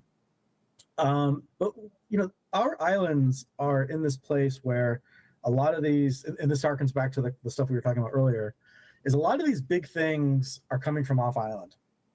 And there was the critical habitat for turtles and corals not that long ago, and there's everything that the military does. And I would ask our islands to how do we get to a situation, and the answer is colonialism. The reason it's not happening is colonialism. But how do we get to a place where we're in the driver's seat, right? Mm-hmm. And what are the things that we need to put in place so that we're more in the driver's seat? And we've actually got some really great people who could help us with that. I have not seen Delegate Kim in DC. I probably will see her soon-ish. But she's a really great voice for us in DC. We've also got Angel Demapon, who's working at Insular Affairs. He's I think the Deputy Assistant Secretary at Insular Affairs. And we can look to things like the tribes in the U.S. And the tribes have consultations. There's special rules that apply to the tribes. And then even the Native Hawaiian groups in Hawaii also have some things in place where there has to be a certain level of consultation for them. And that does not exist for Guam and CNMI at the federal level. And yes, we have the covenant, and yes, we have the 902 talks, but it's not just CNMI versus like America. CNMI is owned by, but not part of the United States. But most of our people are also citizens. And so the United States federal government is supposed to be managing these things on our behalf. We have this thing called the public trust doctrine. It's this idea that we have public lands, we have public waters, and they're owned by me, they're owned by you. Like all of these resources are owned collectively by all of us, and the federal government is only supposed to manage it on our behalf. They're not supposed to come in and force their ideas on us. Mm-hmm. We're supposed to, many of us are citizens of this great country. And they have not done the best job to engage with our people on a lot of these natural resource issues. I talked about the monument earlier. Why did it take 15 years to get that office opened? I'm so glad that there's monument staff now, and the monument staff is in the community, and they're talking to schools, and they're educating people about the monument. Why did it take 15 years to get that management plan? What's the answer, Brad? Is that really why? Because it seemed to me, and I'm on your team. I talked about it's territories. Like we're a territory, not a state. I thought a lot of the holdup was here for that. No, that was just it was. Who was the superintendent, right? Like they didn't hire us. Sean didn't get hired until 3 years ago. Yeah, no, that one was complicated. It actually, there was a lot of work in Washington, D.C. To get, and hopefully some of them are listening to this podcast, but there was a gigantic effort by the Biden administration and the White House to get that was publishing the management plan for the Mariana Trench was a priority of the Biden White House, and they got it out in 2024. And it was really cool. I hold this event because I work on ocean justice, and I hold an event every year in collaboration with many partners, but it's called Upwell. And in 2024, we invited the Secretary of Interior to come to our meeting on ocean justice. And Sean McDuff came. He came to DC that week, and he was in the audience. And while the superintendent was in the audience, I got to introduce Secretary Holland to our event. And then in her talk, she announced that the management plan was finished. It took 15 years. And it was like, if there's ever a movie about my life, like I want that moment to be like the big end of the movie of like, oh my God, they finally got it done. Because man, like we worked across a number of different presidents with a whole bunch of different government agencies all over the years. And it's finally done. You know, the monument is finally active. There's staff, there's an office on Saipan, there's a management plan, programs are taking place. It took longer than it should have. And do you know why, Brad? All right, so I remember the big thing here was the visitor center that people were harping on. And when are we going to get these jobs? And when is all this going to come in? I remember this being a big deal. I remember hearing like the folks who were against the monument, that was the thing that they were like, see, I told you, you know, we didn't get it and all that. Yeah, stuff. and I have a lot of empathy. I have a lot of empathy for that because, you know, nobody was more disappointed than me. Mm-hmm. You know, for the folks that were criticizing it, I consider I was actually a bigger critic, but I also did something about it. And that's why you're awesome. By the way, Ocean Justice sounds like it should be the new underwater court TV show. I want to watch it. Dum, dum, dum. We can get Doug Llewellyn to come back out. And so what do you say here? Miss Manatee is accusing Larry Octopus of taking too much of their space on the reef. Apparently they need a Louisiana Creole accent too. If they're going to be is that what that was? It was not good. It was not good. But Ocean Justice, I would watch that show.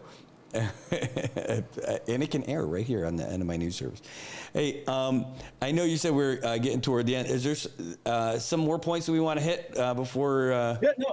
You know, thanks for the opportunity to talk. I recognize I'm very much the DC guy, and I shared some DC perspectives on what's happening. I encourage people to participate in this process. There's a couple of days left. The deadline is on Monday. And, you know, people clearly care about this, you know, fighting what you're against, really gets people riled up. But we should also begin to think about what are the things that we want. Not just what are we opposed to, but what are the things that we want. And like I leave that open-ended. I think it's a good question to ask people. That's great. Well, hey, I appreciate it. Now, I'm sure there's a bunch of comments that came in. I've had any good ones. Do I need to respond? I'm going to take a look. There's a bunch of them. I actually didn't really get to them because I was sitting here looking at I had other stuff on the other screen over here. But I think we're going to end up getting a few later. But I think people are really interested in this. And we got people who have been popping in some links to different things about this stuff and these issues. And by the way, we've been, thanks to you and the network of folks who are interested in about this stuff, we've been able to talk about this for a while. Like since it kind of hit the ground here, we've been able to have folks in here. Sheila's going to be in tomorrow. Great. And that'll be a lot of fun. We spoke about her a little bit today, but Sheila Babalta will be on here along with Amanda Dedicatoria from the Micronesia Climate Change Alliance. Great. I have to ask her about her title. She's a board member. That's not a hard title, but science communicator. I heard that's a funny one. I know hundreds of science communicators. That's great. It's a profession. It's a thing. There's hundreds of them, thousands. Yeah, I have thoughts about the title. That's the world I live in, Brad. You just don't live in that world. It's true, but I do. You're gonna get a taste. You're gonna get a taste. This is true, but you know what? I keep noticing. I've got it on the screen. You can't see it, but the amazing color match between that symbol on your shirt and the NMI News Service logo. It is is perfect. It's also a circle, but that's a great shirt. What is that from? This is a T-shirt of one of my favorite organizations. It's the Healthy Ocean Coalition, and they have a network of people all across the United States. It's mostly activist types, and the Healthy Ocean Coalition does trainings on how to engage with policymakers. So like how to work with the Congress, how to talk to a president, how to talk to a governor. And I am an alumni of their great work. And I just love what they do and support everything, because, there's no, like, you don't go to high school or college and get a lesson on how do I get the U.S. Congress to do what I want to do. What happens is you get a job where you do that, and then you kind of figure it out as you go. Mm-hmm. But yeah, that's what they do. Healthy Ocean Coalition, they rock. That's awesome. All right. Well, hey, it is great catching up with you on other stuff. I feel like we could talk about a million different topics and go back and forth on some stuff, and it would be fun. But I'll give the family my best. Miss you guys. Hey, we didn't tell you, we're coming there in the summer, and hopefully we can catch up. So the plan is we fly in to New York. We'll be there for a while with the family and everything. We're going to take a train all the way to the city, catch a couple of shows, be there for a few days, and then take a train to come to D.C., so the kids can experience Washington, D.C., their Uncle Angelo, and get Vince involved, all kinds of folks that we know that are down there. Let me offer this. So my wife works at a hotel in DC and can get you a really good price for a room. And it's a Wharf, which is like the fancy place in DC these days. So let me see if I can help you with the hotel room in DC. And then let's not go to a Broadway show, and let's go to a Mets and Yankees game. Oh no, that sounds amazing. That's why it's 3 days. So the kids want to see Hamilton. Okay. Let's go see the Yankees. We want to take them to see The Lion King. I mean, it's just, Okay, I might go to that. I would love that. I've never seen The Lion King. It's gonna. I love that. Hakuna Matata. I'd love to see that play. It is. Kathy and I had seen it in New York. That's great. A long time ago, but we definitely would go back. Keone is 14. Leilani is 13. Wow. I know, it goes so quick. Leilani's going to go to college soon, and she's going to have all the opinions that I have. And you're going to be the grumpy old conservative dad, and she's going to change your mind. You know what's really funny about that is that when you spend some time with her, you're going to find out how much more she is me than Kathy, and it's okay. I'm okay if she turns into. I mean, like your personality's okay. It's your eyebrows that are the problem. Well, at least I've got two of them. That's the important part. So I know, because we have. I'm not going to mention names here, but we have a mutual friend that we have referenced our friend's adult daughter and her takes on things, and referenced it to like, Brad, that's what you're going to get. I'm like, no. We're gonna have real conversations. I feel like that's a trope. I feel like every conservative dad gets a liberal daughter. So I'm sending you the blessing right now. She's 13. In about 5 years, you're gonna have some life lessons. I'm like Chris Rock, where he's like conservative about some things and liberal about some things. Yeah, conservative on liberal crime. on that other thing. Yeah, another profession. Liberal. Like I loved any with it. Anyway, so we'll talk more about that trip. That should be a lot of fun. Let's find out. I don't know if the Yankees and Mets are going to have that interleague play, but either way, I'd love to take them to Yankee Stadium. Like go to a Mets game and go to a Yankees game. Ooh, man, no kidding. I've been to Yankee Stadium a couple times. I've never seen the Mets play. I've never been to the Mets Stadium. I went to the previous Yankee Stadium. I haven't been to the new one yet, so that's it. All right. And by the way, not that we're going to be getting tickets for it, but that's the same time as the World Cup. As well. Okay. So the other thing is if you can be in DC on a Sunday morning, I play softball every Sunday morning, and it's this game that's been going for 55 years. It's a group of guys who started a pickup game in 1972, and they've been playing it every Sunday. And if you're here on a Sunday morning, I want to bring you to this game. Yeah, that'd be awesome. I'm sure we'll be there on a weekend. Yeah, try to Sunday morning softball. The other thing is there's a farmer's market right across the street from my house on Saturday mornings, and they make the best breakfast burritos in Washington, D.C. And I put this invite out to anybody from Saipan and Guam, is if you're in D.C. on a Saturday morning, look me up, and I will take you to get the best breakfast burrito you've ever had. That's awesome. Tastes so good, they're possibly illegal. No, Ocean justice. Ocean justice coming to a deep sea port near you. All right, hey, Angelo, thanks so much for being on this morning. This was great. Thanks, Brad. All right, take care. Have a great day. All right, do I hang up? Yeah, I'll just hit hang up. Or you can. You go for it. Bye. All right, there goes Angelo Villagomez. It was great to have him on the program today, talking a lot about deep sea mining and the closing window for communications that we've got on it, because your ability to make your voice heard on the Federal Register runs out on January 12th. So the time to get it in is now. We posted a whole bunch of links on how you can do all that stuff, and we'll continue to do that as well.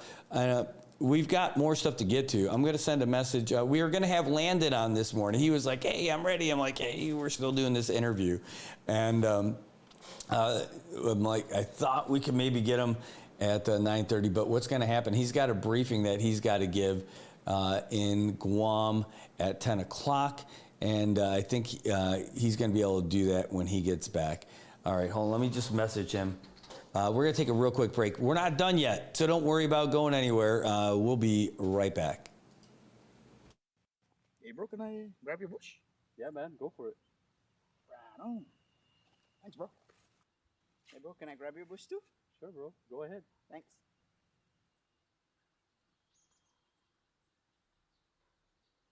Now I can grab my own bush.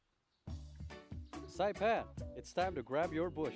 Pick up a 12-pack of ice-cold Bush, and you're in for more than just a refreshing beer. Every 12-pack gives you a chance to win exclusive Bush gear and more. So don't wait. Swing by your favorite store, grab your Bush, and join the fun. Because here in Saipan, the best moments are even better with Bush. Grab your Bush today.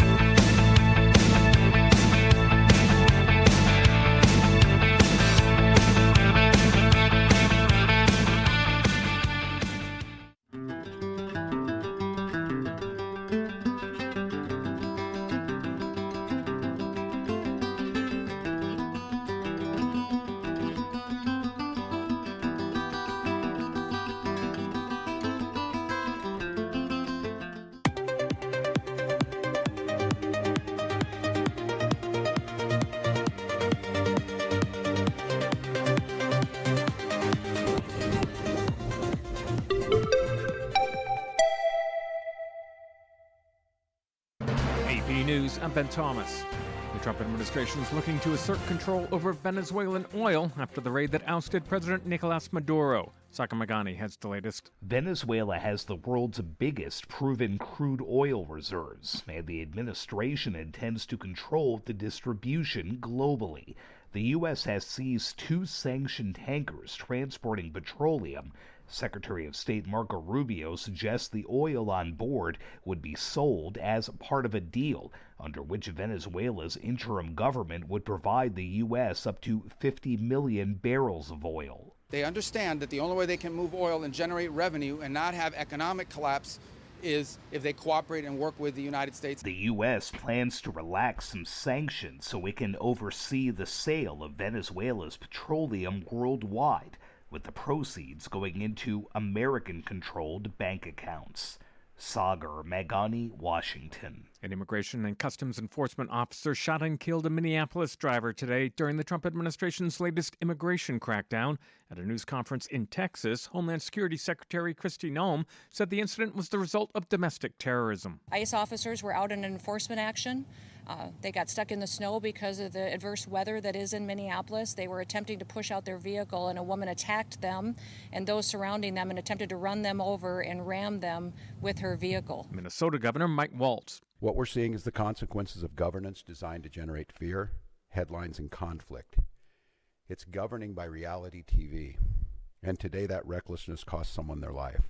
The government's issued new guidelines for healthy eating, saying Americans should eat more whole foods and protein and fewer highly processed foods and less added sugar. Health Secretary Robert F. Kennedy Jr. My message is clear: eat real food. Nothing matters more for healthcare outcomes. This is AP News. Job openings fell sharply in November, but layoffs also dropped, while the number of Americans quitting jobs ticked higher. And Seth Sutel has the AP Markets report. Stocks pulled back a bit from their records on Wall Street as their strong start to the year slowed down. The S&P 500 slipped 0.3% Wednesday for its first loss in 4 days. The Dow Jones Industrial Average fell 466 points as about 0.9%. The Dow and the S&P both set all-time highs a day earlier. The Nasdaq Composite added 0.2%. Homebuilders fell after President Donald Trump suggested moves to prevent large institutional investors from buying single-family homes. Trump said he hopes to make it more affordable for people to buy houses. D.R. Horton fell 3.6%. Crude oil prices fell. Treasury yields swung in the bond market following mixed reports on the U.S. economy. Seth Sutel, New York. There's more news at apnews.com. I'm Ben Thomas. Thanks for listening. If you see something, say something.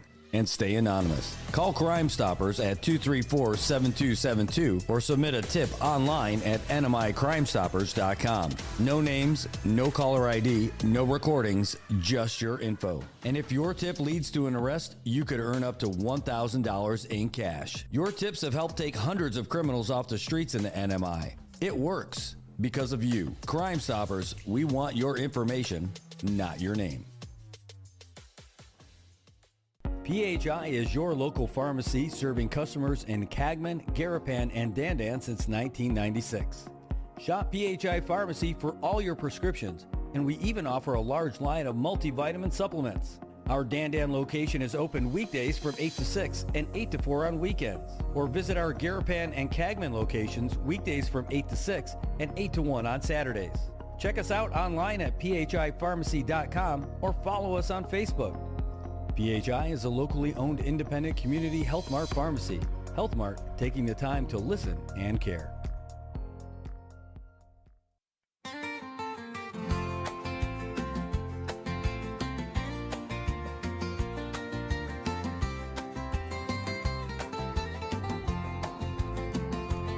Nelson traded his drill for a paddle in hand.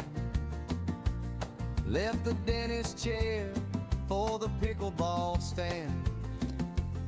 He's slicing shots, chasing dreams. All right, Marianas, welcome back. Hey, it is a great day today. It is 9:41 in the morning here on a beautiful Thursday in Saipan. Got a heads up for you. This is from the Commonwealth Utilities Corporation, CUC. This is an emergency water service interruption. Want to let you know, folks in Upper Navy Hill and Chalon-Galati, if your water is out, this is why. They've got where is it? They got to replace a check valve in the Calhoun booster. So that is something that you absolutely need to deal with. So you might not be having any water from 9 o'clock all the way up to 1 o'clock today. This is not something that was regularly scheduled. It's an emergency that they needed to do. So now you know. Who's affected by it? If you're thinking about stopping home, here it is. Folks in Chalon-Galati, Upper Navy Hill, and here are the streets over there. Afal Street, Capitan Avenue is one of them. Denfield Lane and Navy Hill Road.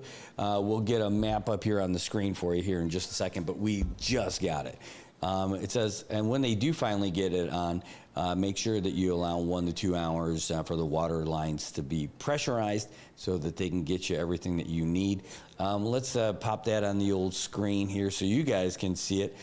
This is what they're talking about right now. Let's get yeah, this is it. Come on, move over, you. There we go.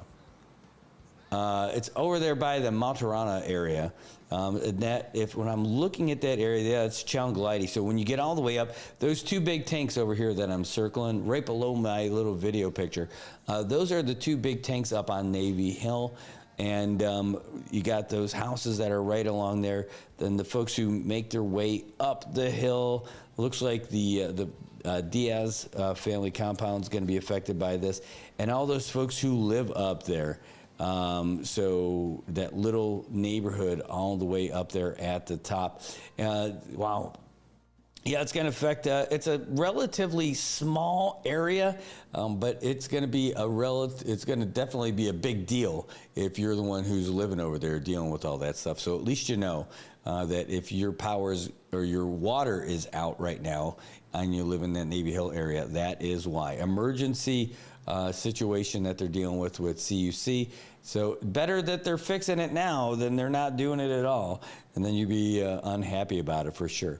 All right, so that is what's going on with us. We reached out to Landon, and Landon is going to come on with us after his meeting. He's meeting with folks up at Joint Region Marianas today at 10 o'clock. So we'll end up doing a completely separate broadcast that just gets Landon on to talk about what's happening here locally with the weather. One other thing that we're going to talk about, you're going to see this on our social media here shortly, and you're going to see it on our website as well, nminewsservice.com. MCS, Mount Carmel, with some great news. Great people doing great things over there as Christine Torres Igisomar. She is the incoming president for Mount Carmel School. Congratulations, Christine. That is such great news. She's so awesome.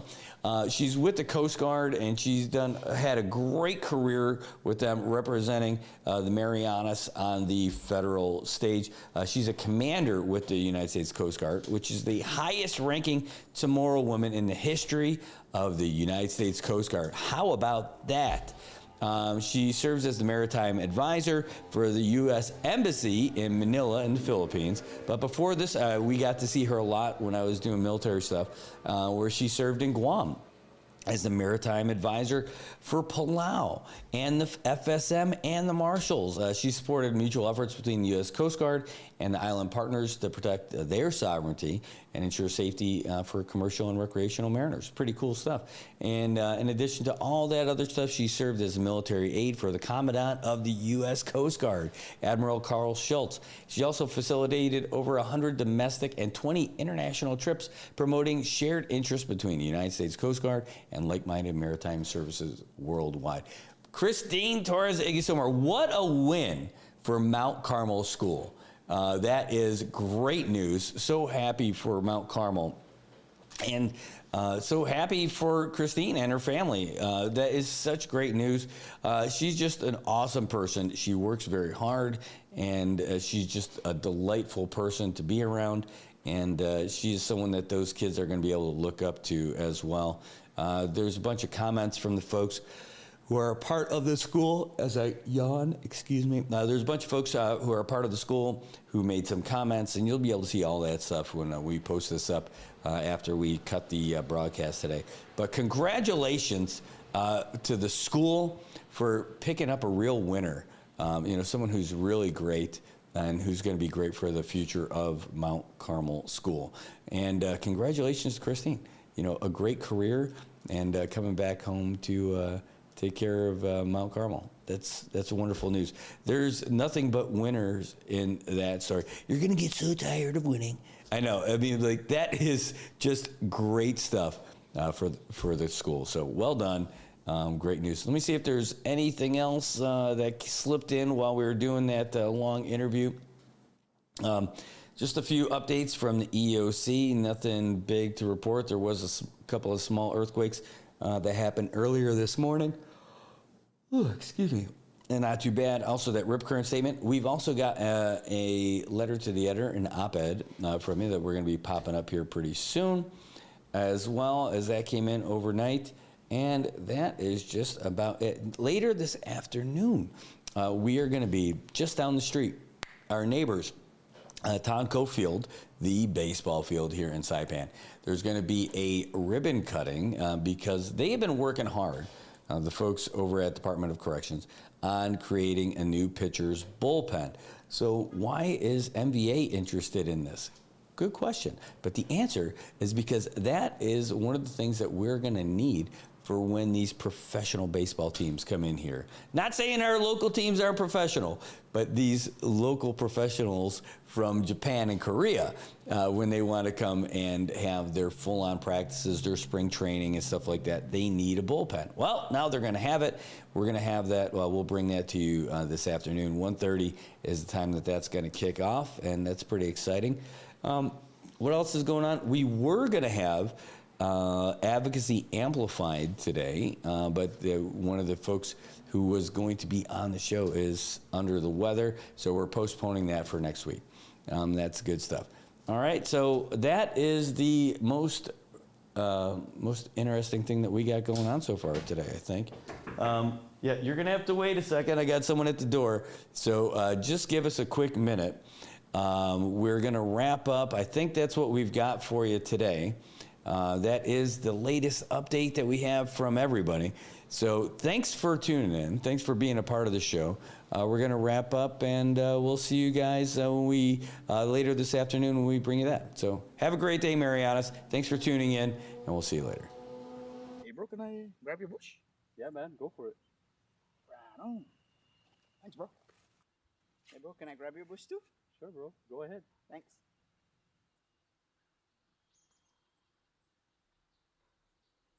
Now I can grab my own bush. Saipan, it's time to grab your bush. Pick up a 12-pack of ice-cold Bush, and you're in for more than just a refreshing beer. Every 12-pack gives you a chance to win exclusive Bush gear and more. So don't wait. Swing by your favorite store, grab your Bush, and join the fun. Because here in Saipan, the best moments are even better with Bush. Grab your Bush today.